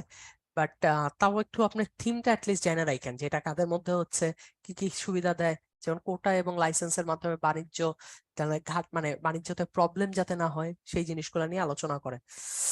ওকে, আচ্ছা, হুম, বাংলাদেশ এটা কি করবে? আসিয়ানভুক্ত দেশগুলা সাথে তাদের চুক্তি, হ্যাঁ, তো এই বিষয়ে বাংলাদেশকে উদ্যোগ নিতে হবে। বাংলাদেশে সবকিছুই আপনি পাবেন, উদ্যোগ নিতে হবে, হ্যাঁ, কূটনৈতিক আলোচনা চালিয়ে যেতে হবে, ঠিক আছে, এই জিনিসগুলো পাবেনই। হুম, আচ্ছা, ওকে। তৃতীয়ত, প্রথম, আচ্ছা, এখানে দেখেন, এখানে আপনার সাথে একটা গুরুত্বপূর্ণ কথা আছে। আপনি পয়েন্ট গুলা কিভাবে লিখবেন এটা নিয়ে, হ্যাঁ, হ্যাঁ, এটা নীতিগত সিদ্ধান্ত নিছে। আচ্ছা, এখানে আপনি কিন্তু এইভাবে তৃতীয়ত চতুর্থত এইভাবে দিয়ে লিখতে পারেন। আমি এক দুই এভাবে করে দিয়েই লিখতাম, এটা আমার ইয়া ছিল, ঠিক আছে, এক দুই এভাবে করে লিখতাম। মোস্ট অফ মানে কিছু কিছু ক্ষেত্রে মানে একটা লাইন বা 2 লাইনের মধ্যে বেশি পয়েন্টটা থাকতো, বেশি দীর্ঘ করার চেষ্টা করতাম না। বেশি দীর্ঘ করলে আসলে একটু প্রবলেম হয়ে যায়, ঠিক আছে। এই এই যে স্যার, লাস্ট ক্লাসে মনে হয় আপনাদেরকে বলছিলাম সার্ক আর হচ্ছে বিমস্টেকের সাথে তুলনা, বিমস্টেকের সাথে তুলনা আমাকে ভাইভাতে কিন্তু বিমস্টেক নিয়ে জিজ্ঞেস করছে। বিমস্টেক কি, বিমস্টেকের সাথে বাংলাদেশের কানেক্টিভিটিটা কি, এটা আমি অ্যান্সার করছিলাম। সো এই ফিগারটা আপনাদের জন্য অনেক ইম্পর্টেন্ট। এই ফিগারটা আপনারা অনেক প্র্যাকটিস করেন, ঠিক আছে, এই ফিগারটা অনেক ইম্পর্টেন্ট। এই ফিগারটা প্র্যাকটিস করেন, এই ফিগারটা আপনার অনেক কিছুতে টানতে পারবেন, অনেক অনেক কিছুতে টানতে পারবেন। ওকে, সার্ক, ভাই সার্কের অবস্থা কিন্তু খুবই করুণ। 1985 সালে সার্ক গঠন হওয়ার পর, হ্যাঁ, সার্ক অ্যাকচুয়ালি যেই ফর্মগুলাতে যাইতে পারতো, আসলে সার্ক আসলে বেসিক্যালি সার্কের মধ্যে দেশগুলোর মধ্যে মানে অন্তর্বর্তী এবং অভ্যন্তরীণ যে দ্বন্দ্ব আছে, বিশেষ করে আপনি যদি ইন্ডিয়া এবং পাকিস্তানের দ্বন্দ্ব দেখেন, এই দ্বন্দ্বর জন্য বেসিক্যালি এই সার্কটা আসলে ফর্ম হইতেছে না। 2016 সালের পর মনে হয় সার্কের আর সম্মেলনই হয় নাই। তাহলে আপনি একটা একটা সংগঠনের মাধ্যমে কি আর আশা করতে পারেন? ঠিক আছে, সার্কের মেইন সমস্যাগুলোর মধ্যে একটা সমস্যা হচ্ছে গিয়ে ভাই, সার্কের কোনো দ্বিপাক্ষীয় বিষয়, যেটা দ্বিপাক্ষীয় যে চুক্তিগুলো আছে ওই চুক্তিগুলো নিয়ে তারা আসলে কথা বলবে না। তো দ্বিপাক্ষীয় সমস্যাই তো মেইন। হ্যাঁ, এই দ্বিপাক্ষীয় সমস্যার জন্যই আসলে বেসিক্যালি স্যার তারা এই 8টা দেশ মিলে কোনো কার্যত সিদ্ধান্ত নিতে আসতে পারে না, যার জন্য আসলে সার্ক একটা বলতে গেলে বর্তমান যুগে অকার্যকর সংগঠন হয়ে গেছে। হ্যাঁ, কার্যত নিষ্ক্রিয়। সুন্দর একটা কথা ওয়ার্ডিং করছেন। ঠিক আছে, এই সার্কের উদ্দেশ্য অনেক ভালো উদ্দেশ্য আছে, হ্যাঁ, অর্থনৈতিক, সামাজিক, সাংস্কৃতিক, প্রযুক্তিগত, বৈজ্ঞানিক। হ্যাঁ, কিন্তু এই এই প্রবলেম গুলার জন্য আসলে উদ্দেশ্যগুলো আসলে ধোপে টিকতেছে না। ওকে। হ্যাঁ, দ্বিপাক্ষিক বিরোধ নিয়ে কথা বলে না, জি হিমেল ভাই ঠিক বলছেন। ওকে। আচ্ছা, এই যে সহযোগিতার সমস্যাগুলা কিভাবে সলভ করতে পারেন, সহযোগিতার মনোভাব, কিন্তু এটা আসলে অনেক প্রবলেমেটিক। আপনি আপনি একই টেবিলে আপনাকে ইন্ডিয়া এবং আপনার পাকিস্তানকে আনতেই, রাজনৈতিক ভাবে আনতেই হচ্ছে কি আপনার জান্ডা বাইর হয়ে যায়। ঠিক আছে, এই যে দেখেন, আপনারা হয়তো বা জানেন ওয়ার্ল্ড কাপের ভেন্যু নিয়েই ইন্ডিয়া পাকিস্তান এশিয়া কাপের নিয়ে খেলতে যাবে কি যাবে না, হ্যাঁ, একটা খেলার মতো বিষয় নিয়ে এত কাহিনী। আর এটা তো দুই দেশের একটা খুবই আদর্শিকত একটা জায়গার যে জায়গা, সেই জায়গাটাতে এটা ম্যাসিভ আকার ধারণ করে। ঠিক আছে, এই তো সাফ গেম প্রবর্তন মিস করে গেছেন ভাইয়া। সার্ক আসলে কার্যতর ব্যর্থ, কারণ তাদের মেইনলি দ্বিপাক্ষিক সমস্যাটা জন্য, দ্বিপাক্ষিক কোনো প্রবলেম তারা সলভ করে না, তাই আসলে ইন্ডিয়া পাকিস্তান দুইটা সুপার পাওয়ারের প্রবলেম থাকার জন্য এটা আসলে হচ্ছে না। ওকে। নারী কল্যাণ, বিশ্ববিদ্যালয়, হ্যাঁ, নর্মাল বুকিশ কথাবার্তা। হ্যাঁ, 8 বছর ধরে সম্মেলন হচ্ছে না। ঠিক আছে, ওকে। স্যার সাহিত্য পুরস্কার দেখছেন, মানে ওদের পয়েন্ট গুলা কি হচ্ছে গিয়ে দুর্বল পয়েন্ট, মানে পয়েন্ট দিতে না পারলে আমরা যেমন পয়েন্ট দিই, হ্যাঁ, এরকম পয়েন্ট দিছি। এই যে সাহিত্য পুরস্কার প্রবর্তন করছি, হ্যাঁ, তারপরে হচ্ছে গিয়ে কি কাজ করছি, হ্যাঁ, বিশ্ববিদ্যালয় স্থাপন করছি, নারী কল্যাণ করছি, হ্যাঁ, মানে ওই যে আমাদের এই বুকিশ কিছু কথা সব জায়গায় দেখি, হ্যাঁ, এটা কোনো ইম্প্যাক্টফুল কথা বলে নাই। ঠিক আছে, ওকে। সার্কের ব্যর্থতা এবং চ্যালেঞ্জ, ওই যে বললাম, দুই দুই সুপার পাওয়ারকে একসাথে নিয়ে আসা, হুম, এটা, তাদের মধ্যে তারপর হচ্ছে সার্কের একটা দেশ এমন আছে আমাদের, তালেবান পরিচালিত আফগানিস্তান। ঠিক আছে, সো ওইটাকেও কিন্তু মানে একটা সিনারিওতে চলে গেছে, যাদেরকেও এই টেবিলে আনলেও কতটুকু ভালো খারাপ হবে, ঠিক আছে, ওইটাও বলা সমস্যা। ওকে, তারিক ভাই একটা ভালো কোশ্চেন করছেন। ওকে, এই টাইপের কোনো মডেল, আচ্ছা দেখতেছি। আচ্ছা, আহ ওকে, চলেন আগাই। আপনি ওই যে সর্ট অথবা ওই যে পেস্টেল ওইখানেও ইউজ করতে পারবেন। আচ্ছা, এই যে দেখেন সার্কের এই যে BBIN, ঠিক আছে, তারপরে আরেকটা আছে, ওরা হচ্ছে গিয়ে কানেক্টেড হয়ে এই প্রবলেমগুলো সলভ করতে পারে। ওকে, সার্কের 8টা দেশ, এই তো, সার্ক নিয়ে আর কি, স্যারকে কার্যকর করতে কি করণীয়, ভাই আপনারা পয়েন্ট গুলা এত বড় করে পরীক্ষার ইয়াতে লেখেন না। কারণ এত বড় করে আসলে লেখার আপনি করলে টিচার ওইটার প্রতি আপনার ফোকাসিংটায় প্রবলেম হয়। কারণ আপনি একটা প্যারাই দিছেন হাফ পেজ, তারপর আরেকটা দিছেন হাফ পেজ, তখন দেখবেন মানে যিনি খাতাটা দেখেন তার কাছে একটু একটু কিছুটা বোরিং হয়ে যায়। তো আপনার ক্যাচি করতে পয়েন্ট গুলা লিখে অল্প একটু ব্যাখ্যা দিবেন, হ্যাঁ, তাহলে দেখবেন হচ্ছে কি আপনার পয়েন্টটা এবং লেখাটা একটু গুছানো হয়। দরকার হইলে মেইন পয়েন্ট গুলো আপনাকে আলাদা করে গোল দিয়ে এভাবে এভাবে এভাবে এভাবে করে দিতে পারেন। ঠিক আছে, তাহলে টিচারদের চোখে পড়ে। আপনি একটা জিনিস লেখছেন, টিচারের চোখেই পড়লো না, তাহলে তো হইলো না। ঠিক আছে, সো ওই দিকটা একটু কাজ করতে পারেন। ওকে, দেখি ভাইয়া, মাঝারি ফ্রন্টের লেখায় কত পেজ?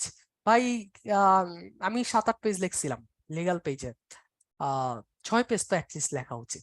হ্যাঁ, BCS এর খাতা আমার কাছে মনে হয়েছে, হ্যাঁ, বাংলাদেশের জন্য, বাংলাদেশের জন্য এটা আমি যেটা মেনটেন করছি, 5 নাম্বারের কোশ্চেনের জন্য 1.5 পেজ, 10 নাম্বারের কোশ্চেনের জন্য বাংলাদেশের ক্ষেত্রে আমি 3 পেজ এটা আমি লিখছি। এটা বিডির জন্য, বাংলাদেশ বাংলা, ঠিক আছে, এটার জন্য। আপনি কিন্তু ইন্টারন্যাশনালে আপনার পরীক্ষার নাম্বার হচ্ছে 100, আপনি সময় পাবেন 180 মিনিট, ঠিক আছে। এইটার ক্ষেত্রে আপনি হিসাব করে দেখেন আসলে এখানে 15 নাম্বারের জন্য আপনি আসলে কয় পেজ লিখতে পারবেন। এখানে একটু বেশি সময় লেখা যায়, ঠিক আছে।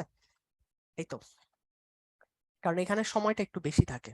বাংলায় সময়, বাংলাদেশ ইন্টারন্যাশনাল সময়টা অনেক, বাংলাদেশ তারপর হচ্ছে বাংলায় সময় অনেক কম থাকে, ঠিক আছে, সময় অনেক কম থাকে। ওকে, হ্যাঁ, বাংলায় অনেক সময় কম, আমি এটা মেনটেন করার চেষ্টা করছি এবং হয়েছে মোটামুটি। ঠিক আছে অনিম ভাই, আপনি রাইট ওয়েতে আছেন, সমস্যা নাই। আর আমার বাংলা রচনা আমি লিখছিলাম, হচ্ছে 16 পেজ, ইংলিশ আমি লিখছিলাম 14 পেজ। আমার মনে হয় রচনার নাম্বারগুলো অনেক ইম্পর্টেন্ট, অনেক অনেক অনেক ইম্পর্টেন্ট। আপনার 50-এ আপনার এখানে আছে ইংলিশ পরীক্ষায়, এমন অনেক মানুষ আছে রচনা 2-3 পেজ লেখছে। ভাই বুক রিভিউর কাহিনী বলেন না, আমার বুক রিভিউটা আমি ভুলভাল বুক রিভিউ লিখছিলাম 41-এ, এটা আমার নাইটমেয়ার টাইপের ছিল। 10 মার্ক 2 পেজ, আপনার 10 মার্ক 2 পেজ লিখলে এটা ফেয়ার এনাফ, মানে এটাও মানে ওকে, ঠিক আছে, মানে এটাও চলে। কারণ লিগ্যাল পেজগুলো অনেক বড় বড়, আপনার হাতের লেখা যদি ছোট হয়, হ্যাঁ, আপনি যদি কম লেখেন, আমার হাতের লেখা একটু ছাড়া ছাড়া, আমার হাতের লেখা ছোটই কিন্তু একটু ছাড়া ছাড়া, তাই আমার 1.5 পেজ আরামসে চলে যায়। ওকে, বিমস্টেক, এই যে বিমস্টেক নিয়ে আমরা কথা বলছি, এটাও তো ইম্পর্টেন্ট। বিমস্টেক কেন? কারণ এখানে ইকোনমিক টেকনিক্যাল ডেভেলপমেন্টের জন্য তারা হচ্ছে গিয়ে কাজ করতেছে। এটা সদর দপ্তর হচ্ছে আমাদের ঢাকায়। ঢাকায় কি কি কিসের কিসের সদর দপ্তর আছে, এই জিনিসগুলো ইম্পর্টেন্ট। ওকে, এই যে অগ্রাধিকারের ক্ষেত্রে দেখেন এখানে, এইখানে এই সংগঠনটা আসলে ভালো করবে সামনে। ব্যবসা আছে, জলবায়ু আছে, পর্যটন আছে, কৃষি খাত, অর্থনৈতিক খাত, ঠিক আছে। সো বিমস্টেক আগামীর সাউথ এশিয়া এবং আহ, মানে দক্ষিণ ও দক্ষিণ পূর্ব এশিয়ার জন্য এটা একটা যুগান্তকারী সংগঠন। ওকে, হুম, আচ্ছা, এবার আসেন হচ্ছে এই যে এই সংগঠন আপনার আসিয়ান, এটা নিয়েও কথা বলছি। হ্যাঁ, আসিয়ানের প্রভাব কিন্তু এখন, আসিয়ানের গার্জিয়ান হিসেবে কিন্তু এখন চীন ভূমিকা রাখার চেষ্টা করতেছে। অন দা আদার হ্যান্ড, দক্ষিণ চীন সাগরকে কেন্দ্র করে, হ্যাঁ, এই আসিয়ানভুক্ত দেশের এই জোনটায় ইউএসএ কিন্তু প্রভাব বিস্তার করার চেষ্টা করতেছে, ঠিক আছে। এটা কিন্তু আপনার ইন্টারন্যাশনাল পলিটিক্স এর মধ্যে গেছে। সো এটাও, এই থিমটার আলোকে এটাও ইম্পর্টেন্ট। আসিয়ানের সাফল্য, বাংলাদেশ কিন্তু আসিয়ানে মানে দেখবেন হয়তো আহ সুদূর ভবিষ্যতে বা অদূর ভবিষ্যতে কিছুদিন পর হয়তো বা দেখবেন বাংলাদেশ আসিয়ানে যুক্ত হইছে, হয়তো বা হওয়ার প্রবাবিলিটিটাই বেশি, ঠিক আছে, এটা নিয়ে কাজ করতেছে। ওকে, তো হোপস আমরা একটা সামনের একটা কোন একটা সময়ই দেখবো বাংলাদেশ আসিয়ান একটা দেশভুক্ত হইছে। ওকে, আসিয়ানের ব্যর্থতার মধ্যে এই যে মায়ানমারকে, হুম, এই যে মায়ানমারে যে সামরিক সরকারগুলো আসছে তাদেরকে আসলে উদ্ঘাটনের জন্য কয়েকবার স্টেটমেন্ট দিছিল, কিন্তু স্টেটমেন্টের ওই মায়ানমারের যে সামরিক সরকার তারা এটাতে কোনো ভ্যালুই দেয় নাই। সো এটা কিন্তু আসিয়ানের একটা ব্যর্থতা, ঠিক আছে। এই তো, আসিয়ান একটা ফোরাম, ARF, ঠিক আছে। ভাই আপনারা কিন্তু রোহিঙ্গা ইস্যুটাকে বাদ দেন না, এটা একটা বিসিএস এর অল টাইম একটা কমন ইস্যু। তারপর হচ্ছে আপনার ব্লু ইকোনমি, হ্যাঁ, এই এরপরে হচ্ছে ক্লাইমেট, এই টাইপের ইস্যুগুলো হচ্ছে কমন ইস্যু, এটা আনচেঞ্জ। দেখবেন আপনার 46 বিসিএস যে দিবে রিটেন, তার জন্য এইগুলা ইম্পর্টেন্ট। তো এগুলা মানে মানে একেবারে ইউনিভার্সাল। ওআইসি নিয়ে একটু আগে একটা কোশ্চেন বলছি যে বিশ্ব শান্তি প্রতিষ্ঠায় ওআইসি ব্যর্থ, আপনি আপনার আলোকে ব্যাখ্যা করেন, তখন এটা আপনার আলোকে ব্যাখ্যা করতে হবে, ঠিক আছে। ওআইসির যে মানে ফর্ম হয়েছিল অ্যাকচুয়ালি, সেটা হচ্ছে ওই আরব ইসরায়েল যুদ্ধের যে কাহিনীটাকে নিয়ে, প্যালেস্টাইন ইস্যুটাকে নিয়ে যে কাহিনীটা, সো ওইটাকে নিয়ে হয়েছিল। তারপর থেকে ইউএস এর প্রভাবে, হ্যাঁ, বা পশ্চিমা প্রভাবে ওআইসির যে দেশগুলো আছে তারা কিন্তু একসাথে হইতে পারতেছে না, ঠিক আছে। এখানে একটা বলয় কাজ করতেছে, এখানে মধ্যপ্রাচ্যের আধিপত্য বিস্তার করতেছে, এখানে পুতুল সরকার বসানোর যে বিষয়টা আছে ইউএস এর, সেটা করতেছে। হ্যাঁ, ইউএস এর জ্বালানি জ্বালানি নিয়ে যে একটা নিজের আধিপত্য বিস্তার, এটা কাজ করতেছে। ইউএস এর অস্ত্র বাণিজ্যটা, হ্যাঁ, আমরা ইরাকের যুদ্ধ দেখছি, ঠিক আছে, আমরা লিবিয়া, হ্যাঁ, আমরা দেখছি, আমরা সিরিয়ার বাশার আল আসাদের সাথে একটা প্রক্সি ওয়ারের বিষয় দেখতেছি ইউএস এর রাশিয়ার মধ্যে হচ্ছে, ঠিক আছে। সো এই সব কিছু গ্যাঞ্জাম কিন্তু এই ওআইসির মুসলিম দেশগুলোর সাথে কানেক্টেড, ঠিক আছে। যার ফলশ্রুতিতে কিন্তু ওআইসির আসলে যেটা করার উদ্দেশ্য ছিল সেটা কিন্তু তারা ঠিকঠাক মতো করতে পারতেছে না, ঠিক আছে। সো এই টাইপের জিনিসগুলো আপনার পরীক্ষায় কিন্তু আসতেই পারে, ঠিক আছে। তখন আপনার এইভাবে অ্যানালাইসিস থিম করে, হ্যাঁ, আপনি হচ্ছে গিয়ে আগাইতে হবে।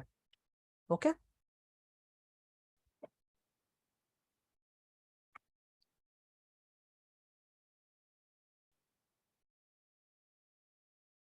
ভাই, বোথ ক্যাডারে এখন বাংলায় যে পরীক্ষাটা হয়, বাংলা পরীক্ষা আগে আমরা 41 বিসিএস লাস্ট দিছিলাম, সেটা হচ্ছে বাংলায়, Bangla first paper 100, Bangla second paper 100, 43 থেকে দুইটা বিসিএস একই খাতায় দুইটাই লিখতে হয়েছে। মানে আমি 200 নম্বরের পরীক্ষা দিছি। আর এটাই হচ্ছে কি হয়েছিল যাদের বোথ ক্যাডার, ঠিক আছে, তারা একটা খাতায় পরীক্ষা দিছে। এখন এটা পিএসসি কিভাবে এটার মার্কিং করবে, 200টাকে মানে 200তে যত পাইছেন এটাকে হাফ করবে, না শুধু ওই কোশ্চেন গুলাকে যত পাইছেন ওইটা নিবে, এটা এখনো একটা ধোঁয়াশাপূর্ণ অবস্থায়, ঠিক আছে। সো এই কনসেপচুয়ালে ভাই পার কোশ্চেন 1 পেজের একটু বেশি লেখেন, যদি সম্ভব হয় 1 পেজের বেশি লেখেন। ভাই এখানে একটা আমার পয়েন্ট অফ ভিউ থেকে আমি একটা স্ট্র্যাটেজি কাজে লাগাইছিলাম, সেটা হচ্ছে, দেখেন, আপনার 10টা কনসেপচুয়াল কোশ্চেন আপনি 10টাই পারবেন, এটা আপনি আহ যদি খুবই সৌভাগ্য হয় তাহলে হয়তো বা পারবেন, ঠিক আছে। ধরেন আপনি 7টা থেকে 8টা আপনি ভালো পারেন, ঠিক আছে, এবং আপনার সময় থাকে আপনার হচ্ছে 7.2 বা 7 মিনিট করে। হ্যাঁ, তো আমার লেখা অনুযায়ী 7 মিনিটে আমি 2 পেজ লিখতে পারতাম, ঠিক আছে। এটা আমি অনেক লিখতে লিখতে প্র্যাকটিসটা করছি। হ্যাঁ, তো আপনিও লিখতে লিখতে ইনশাল্লাহ পারবেন, ঠিক আছে। এইবার কথা হচ্ছে কমন না পাইলে কি করব বা এই স্ট্র্যাটেজিটা কি। দেখেন, আপনি 2টা কোশ্চেন বা 3টা কোশ্চেন আপনি পারেন না, হ্যাঁ, আপনার একেবারেই আওতা, আপনি জানেনই না এই কোশ্চেনের থিম কি। ধরেন হচ্ছে কি ওই যে শ্যাডো প্যান্ডামিক, বা আপনার জন্য ধরেন এনার্কি সোসাইটি, আপনি এটা জানেনই না। আর একটা জানেন না জিনিসে যদি আপনি 6 মিনিট ধরে লেখেন এবং ওইটা আসলে বুলশিট হয়, তাহলে তো আপনি 0 পাবেন। তো আমার যেখানে এখানে কি, হ্যাঁ, হ্যাঁ যাবে, ব্লক ডায়াগ্রাম ইউজ করা যাবে, অবশ্যই যাবে। আচ্ছা, আমার যেটা স্ট্র্যাটেজি ছিল, যে 7-8টা কোশ্চেন আমি ভালো পারি ওগুলো আমি আগে লিখবো, ভালো করে লিখবো, তারপরে আমি ধরেন যে 2-3টা পারি না ওই 2-3টা লিখবো, ঠিক আছে। এবং আমি যেহেতু কনসেপচুয়াল পার্টটা শেষে অ্যান্সার করতাম, ওই 2-3টা কোশ্চেন যেটা আমি জানি না ওগুলো ছিল সবার শেষে। সো আমি আগের খাতায় তো যা নাম্বার পাওয়ার পেয়ে গেছি। হ্যাঁ, দ্যাটস ওয়াই ওই 2-3টা কোশ্চেন যে পারি নাই, ওই টিচারের আমার প্রতি ইমপ্রেশনটাও খারাপ হয় নাই। হ্যাঁ, সো আমি এই এই বিষয়গুলো নিয়ে একটু চিন্তা ভাবনা করছিলাম, কোনটা লিখলে কি মাইন্ডসেট হইতে পারে, কোনটা লিখলে আমি একটু বেশি সময় দিলেও আমি ইম্প্যাক্টফুল হইতে পারি, ঠিক আছে। এই জিনিসগুলো আমি কাজ করার চেষ্টা করছি, তো আমার কাছে মনে হয় এই ওয়ার্কটা, মানে এই জিনিসটা ওয়ার্কআউট করে, ঠিক আছে। তো এইভাবে আপনি এইটা ক্র্যাক করতে পারেন, আই গেস। হ্যাঁ, ওআইসির লক্ষ্য উদ্দেশ্য, সফলতা, ঐক্যর একটা সংগঠন আছে, তারপরে হেনাও দেখবেন সফলতা, ইউনিভার্সিটি দিছে, হ্যাঁ, মুসলিম সাহিত্য নিয়ে কাজ করছে, এই জিনিসগুলাই আছে। ওর ব্যর্থতাই হচ্ছে গিয়ে বেশি, আরব ইসরায়েল যুদ্ধ এবং ফিলিস্তিনের জন্যই যে ওরা প্রতিষ্ঠিত হয়েছে, সো ফিলিস্তিনটাকেই তো তারা হচ্ছে গিয়ে এখনো, ফিলিস্তিনের যা অবস্থা, ঠিক আছে, সো এটার জন্য তো ওরা এখন কিছু করতে পারে নাই। সো ওরা তো কার্যকত, মানে কার্য, যদি আপনি দেখেন ওরা কিন্তু ব্যর্থই, ঠিক আছে। ন্যাটো ন্যাটো নিয়ে আমরা যথেষ্ট কথা বলছি last class, Russia Ukraine war, ঠিক আছে। রাশিয়া ইউক্রেন ওয়ারে এই ন্যাটোর ইস্যুটা খুবই ইম্পর্টেন্ট, এটা নিয়ে তো কথাই বলছি। হ্যাঁ, north Atlantic treaty organization form হয়েছে 1949 সালে, ঠিক আছে। এবং রাশিয়া ইউক্রেনের প্রভাব, এই ফিগারটার এই পার্টটুকু আপনি ভালো করে আঁকা শিখেন, এই পার্টটুকু রাশিয়া ইউক্রেন, ঠিক আছে। এই পার্ট থেকে, এখান থেকে শিওর শট আপনার কোশ্চেন হচ্ছে আসবে। এই ফিগারটুকু আপনি আগা শিখেন, রাশিয়া তার সাথে ইউক্রেন, ইউক্রেনের আশেপাশে কোন দেশগুলো আছে। ভাই দেখেন, আমার মনে আছে কোন একজন আমার ফ্রেন্ডকে কোশ্চেন করছিল, ওর ফরেন হচ্ছে ফার্স্ট চয়েস ছিল, আমার ফরেন সেকেন্ড চয়েস ছিল। আমার পররাষ্ট্র থেকে কোশ্চেন করছে বেশ কিছু, আলহামদুলিল্লাহ পারছিলাম। তো যাই হোক, ঘটনাটা যেটা সেটা হচ্ছে গিয়ে আহ আহ ওকে বলছে ইউক্রেনের পার্শ্ববর্তী 2-3টা দেশের নাম বলো তো। ওর ওই মুহূর্তে জিনিসটা মনে নাই। ঠিক আছে, তো এই কিছু জিনিস কিন্তু আপনি কিন্তু প্রিলিতে অনেক পড়ালেখা করছেন। হ্যাঁ, আপনি দিন দুনিয়া এক করে পড়ছেন, আপনি রিটেনের জন্য পড়তেছেন। হ্যাঁ, আপনার এই পড়াগুলাই কিন্তু আপনার ভাইভাতে কাজে লাগবে। ইভেন আপনার এই পড়াগুলাও কিন্তু আপনি আবার ইনশাল্লাহ 46 প্রিলি দিবেন। বিসিএস এর লাইনটা তো এটাই, যারা প্রথম বিসিএস দিচ্ছেন হ্যাঁ তাদের কিন্তু আবারও দিতেই হবে। আপনি জানবেন না আপনার 45-এ কি হইতেছেন। ইভেন ইফ আপনার এরকম হইতে পারে পিএসসি এরকম সুপার ফাস্ট হইলে 47-ও আপনার রিটেন দেওয়া হইতে পারে। ঠিক আছে, তো আপনি জানতেছেন না আপনি আসলে 45-এ ক্যাডার হচ্ছেন কি হচ্ছেন না। ঠিক আছে, সো এই তো ন্যাটোর উদ্দেশ্য তো আমরা জানি। হ্যাঁ, যে রাশিয়াকে আসলে দমন করার জন্য মেইন যে উদ্দেশ্যটা, রাশিয়ার দমন করার জন্য এটা আসলে ফর্ম হয়েছে। হ্যাঁ, এখন এটা আস্তে আস্তে বাড়াচ্ছে। ঠিক আছে, এই সম্প্রসারণের কাহিনী তো ঠিক আছে। 12টা দেশ নিয়ে মাত্র ন্যাটো হয়েছিল, এখন তারা বাড়তেছে। এটা রাশিয়া ইউক্রেন ওয়ারের সাথে, লাস্ট ওয়ারের সাথে ন্যাটো কানেক্ট করে আপনারা হচ্ছে গিয়ে দেখবেন। ন্যাটোর সম্প্রসারণ এখন তো 31টা হিসাবে ফিনল্যান্ড যোগ দিছে। হ্যাঁ, এই তো এখান থেকে একটা কোশ্চেন আসছিল, খুব সম্ভবত 43 বা 44 বিসিএস, 43 বিসিএস মনে হয়, এটা একটু আনকমন কেমন জানি কোশ্চেন আসছিল, যে এই যে নতুন সদস্য হওয়াটা এটাকে কি হিসাবে মনে করেন। তো এই টাইপের নেটোর নতুন সদস্য হওয়া, হ্যাঁ, সদস্য নেওয়া, এটা কিন্তু আপনার রাশিয়ার ক্ষেত্রে ওয়ার্ল্ড যে পাওয়ার যে ব্যালেন্সটা আছে এই ব্যালেন্সটাকে ইনব্যালেন্স করে দেওয়ার জন্য কাজ করে। ঠিক আছে, এর জন্যই কিন্তু আমরা এই যুদ্ধ দেখতেছি। ঠিক আছে, এই ন্যাটো সম্প্রসারণ নয়, প্রয়োজন রূপান্তর। এই যে যেমন এটা একটা আপনার আহ 43-এর কোশ্চেন, রাইট। 43-এর ইয়া ইন্টারন্যাশনাল কোশ্চেনটা স্ট্যান্ডার্ড হয় নাই, মানে টোটালি অন্য একজন, মানে এর আগে যেমন কোশ্চেন হইতেছিল ওইখান থেকে টোটালি একটা আহ মনে হয় যারা কোশ্চেন করছে অন্য সাইডের কেউ হয়তো বা করছে, একটু ডিফারেন্ট হয়ে গেছিল কোশ্চেনটা। ঠিক আছে, এই তো ন্যাটোর সামরিক যোগ পরিস্থিতি, ন্যাটো এখানে বিশাল আপনার ইয়া লেখছে, হ্যাঁ, বিলুপ্ত। এখন যে আসলে এটা তো আপনার কার পার্সপেক্টিভে আপনি অ্যান্সার করতেছেন এটা মেইন। আপনি ইউএস এর পার্সপেক্টিভে অ্যান্সার করলে আপনি তো রাশিয়ারে উঠতে দিবেন না। হ্যাঁ,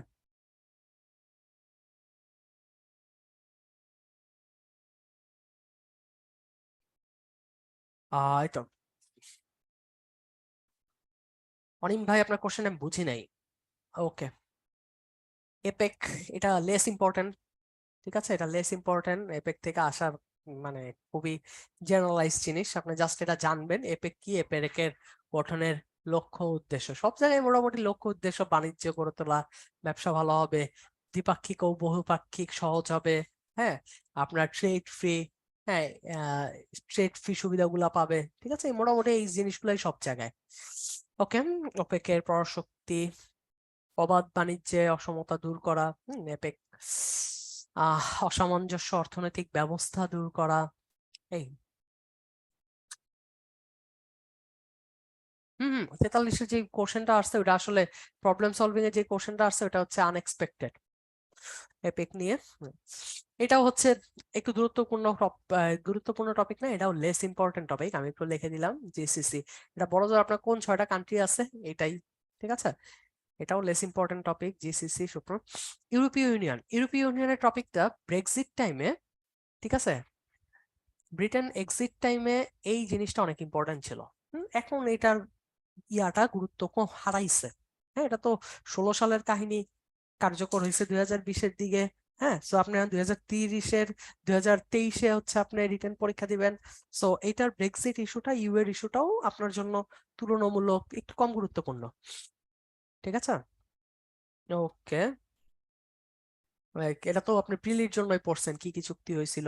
এই যে ব্রেক্সিটের কথাটা বলছি, এই যে 2023 জুন, 23 জুনে তো আল্লাহর দুনিয়ায় সবকিছুই 23 জুনে হয়েছে। আচ্ছা, এই তো ব্রেক্সিট প্রেক্ষাপট নিয়ে জাস্ট আপনি এগুলো নিয়ে একটু আইডিয়া, আমি জানি এটার প্রিলিতেই আপনার আইডিয়া আছে, এখানে রিটেন কোশ্চেন আসার মতো না, এত ইম্পর্টেন্ট কোশ্চেন এখন নাই। ওপেক, ওপেক প্লাস, ঠিক আছে, 13টা দেশ মিলে হচ্ছে ওপেক জ্বালানি নিয়ে ক্রাইসিসের কাহিনীটা। ওপেকটা হচ্ছে এটা একটা মোটামুটি অলওয়েজ জ্বালানি নিয়ে একটা ক্রাইসিস থাকবে। তবে এটা ওপেকটা থেকে এই কোশ্চেনটা আপনার সুপার পাওয়ার থেকে আসতে পারে, যে এই জ্বালানি নিয়ে ইউএস এর যে সকল পদক্ষেপ গুলো আছে, বা রাশিয়া ইউক্রেন যুদ্ধে, হ্যাঁ, এই যে তাদের হচ্ছে লাইন গুলো যে অফ করে দিছে, এই টাইপের কাজগুলা থেকে হচ্ছে গিয়ে কোশ্চেন গুলা মেইনলি আসবে। ঠিক আছে, ওকে। হুম, ওপেক এইবার তুলনামূলক ইম্পর্টেন্ট, তার মানে ওপেক ওপেক আসতে পারে।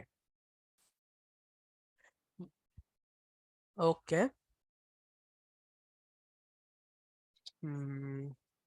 আচ্ছা, কোভিড-19 বিশ্ব ব্যবস্থা, কোভিড-19 বিশ্ব ব্যবস্থা যা হয়েছে, হ্যাঁ, মানে এটা অনেক কিছুই মানুষকে অনেক কিছু বুঝাইছে, অর্থনৈতিক পরিবর্তন, ইভেন কোভিড-19 এবং হচ্ছে গিয়ে আপনার এই যে রাশিয়া ইউক্রেন ওয়ারের পরেই কিন্তু ওয়ার্ল্ডটা আসলে বাইপোলার অথবা হচ্ছে গিয়ে আপনার মাল্টিপোলার হয়ে গেছে।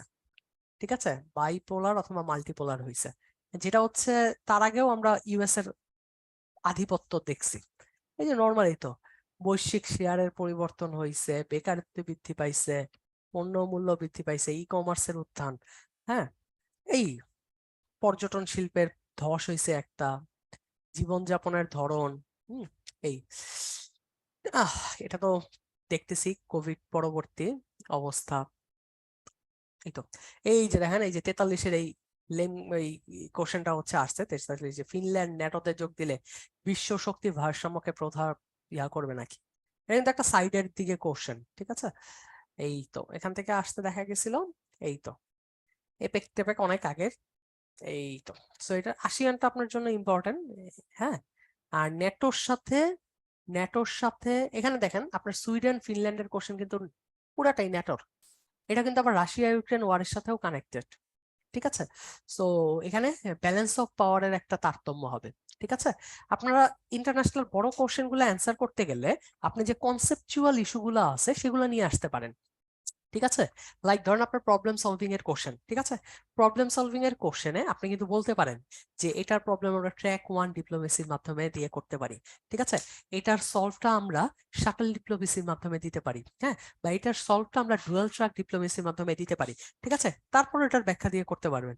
সো এই টাইপের ইন্টারন্যাশনাল পরীক্ষার ক্ষেত্রে আপনি ডিপ্লোম্যাটিক টার্ম বা কিছু ইম্পর্টেন্ট থিওরি, এই জিনিসগুলো টেনে নিয়ে আসতে পারেন, তাহলে আপনার লেখার মানটা একটু বাড়তে পারে। ঠিক আছে, সো এইখানে যে যেমন এই যে এখানে ব্যালেন্স অফ পাওয়ারের টার্মটা ইউজ করছি, আপনি চাইলে এই টার্মগুলো ইংলিশেও ইউজ করতে পারেন। তাহলে হঠাৎ একটা বাংলা লেখার মধ্যে একটা ইম্পর্টেন্ট ইংলিশ ওয়ার্ডিং কিন্তু আপনার টিচারটাকে অ্যাট্রাক্ট করবে। ঠিক আছে, এবং যে বিজ্ঞ স্যাররা খাতা দেখবেন তারাও এই টার্মগুলো হচ্ছে গিয়ে জানে, দেখেন আপনি টার্মটা কিন্তু কনসেপচুয়ালে পড়ছেন, আপনি ওইটার ইউজ করতেছেন এসে বড় কোশ্চেন গুলাতে, হ্যাঁ, ছোট ছোট জিনিসগুলায়। সো এই জিনিসগুলো আপনার লেখার যে ইয়াটা সেটা আরো বেগবান করবে।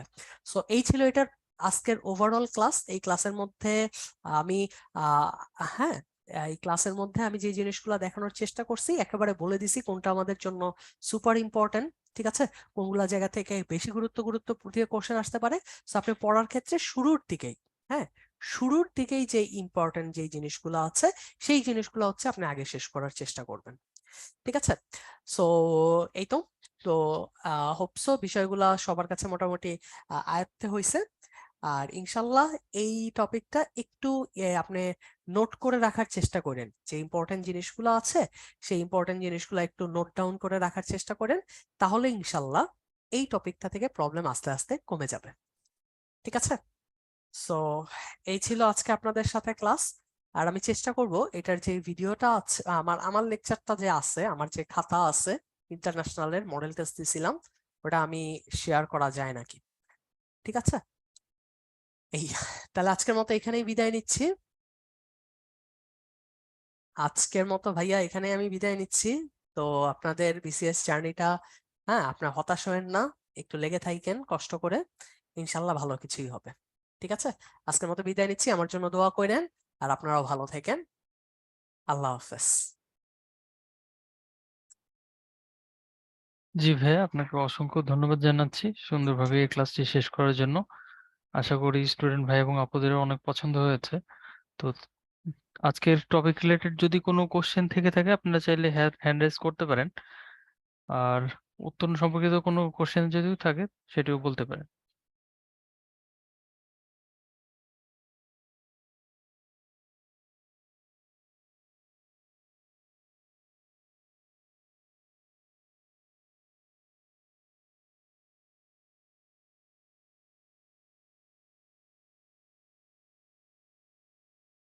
ওকে ভাই, তাহলে আমি মনে হয় লিভ নিতে পারি। হ্যাঁ ভাই, আপনি চাইলে লিভ নিতে পারেন। আর ভাই পিডিএফটা তাহলে একটু দিয়ে দিন।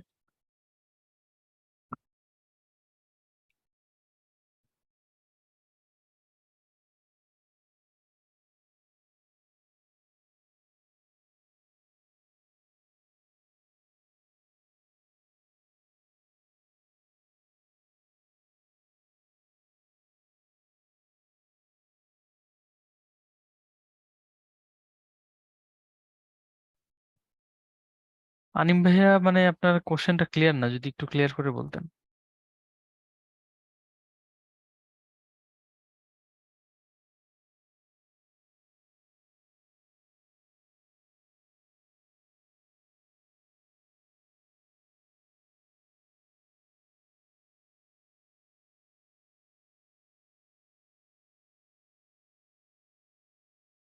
জি শাকিল ভাই, আমি দেখি এটা জানাবো অথরিটিকে।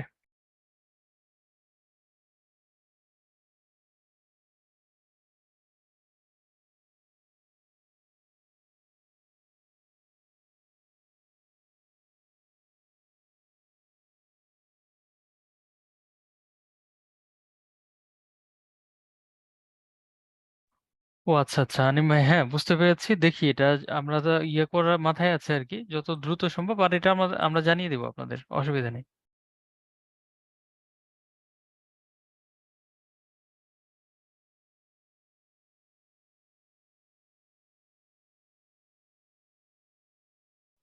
আকাশ ভাইয়া, ভাইয়া তো লিভ নিয়েছেন, তো আপনি আপনার কোশ্চেনটা নেক্সট ক্লাসে আমাদের যে ভাইয়ারা থাকবেন তাদেরকে বললেও সমস্যা নেই, আপনাকে হয়তো ভালো সাজেশন দিয়ে দিবে। একটু কাইন্ডলি কষ্ট করে নেক্সট ক্লাসটাতে করেন, হ্যাঁ।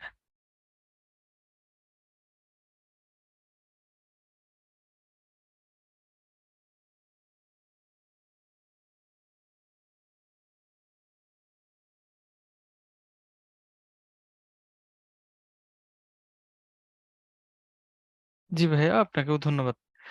আচ্ছা যাই হোক, এই ছিল আজকের মতো ক্লাস। তো আর কোনো কোশ্চেন নেই যেহেতু আপনাদের, তাহলে আজকের মতো আমরা ক্লাসটা এখানেই শেষ করছি।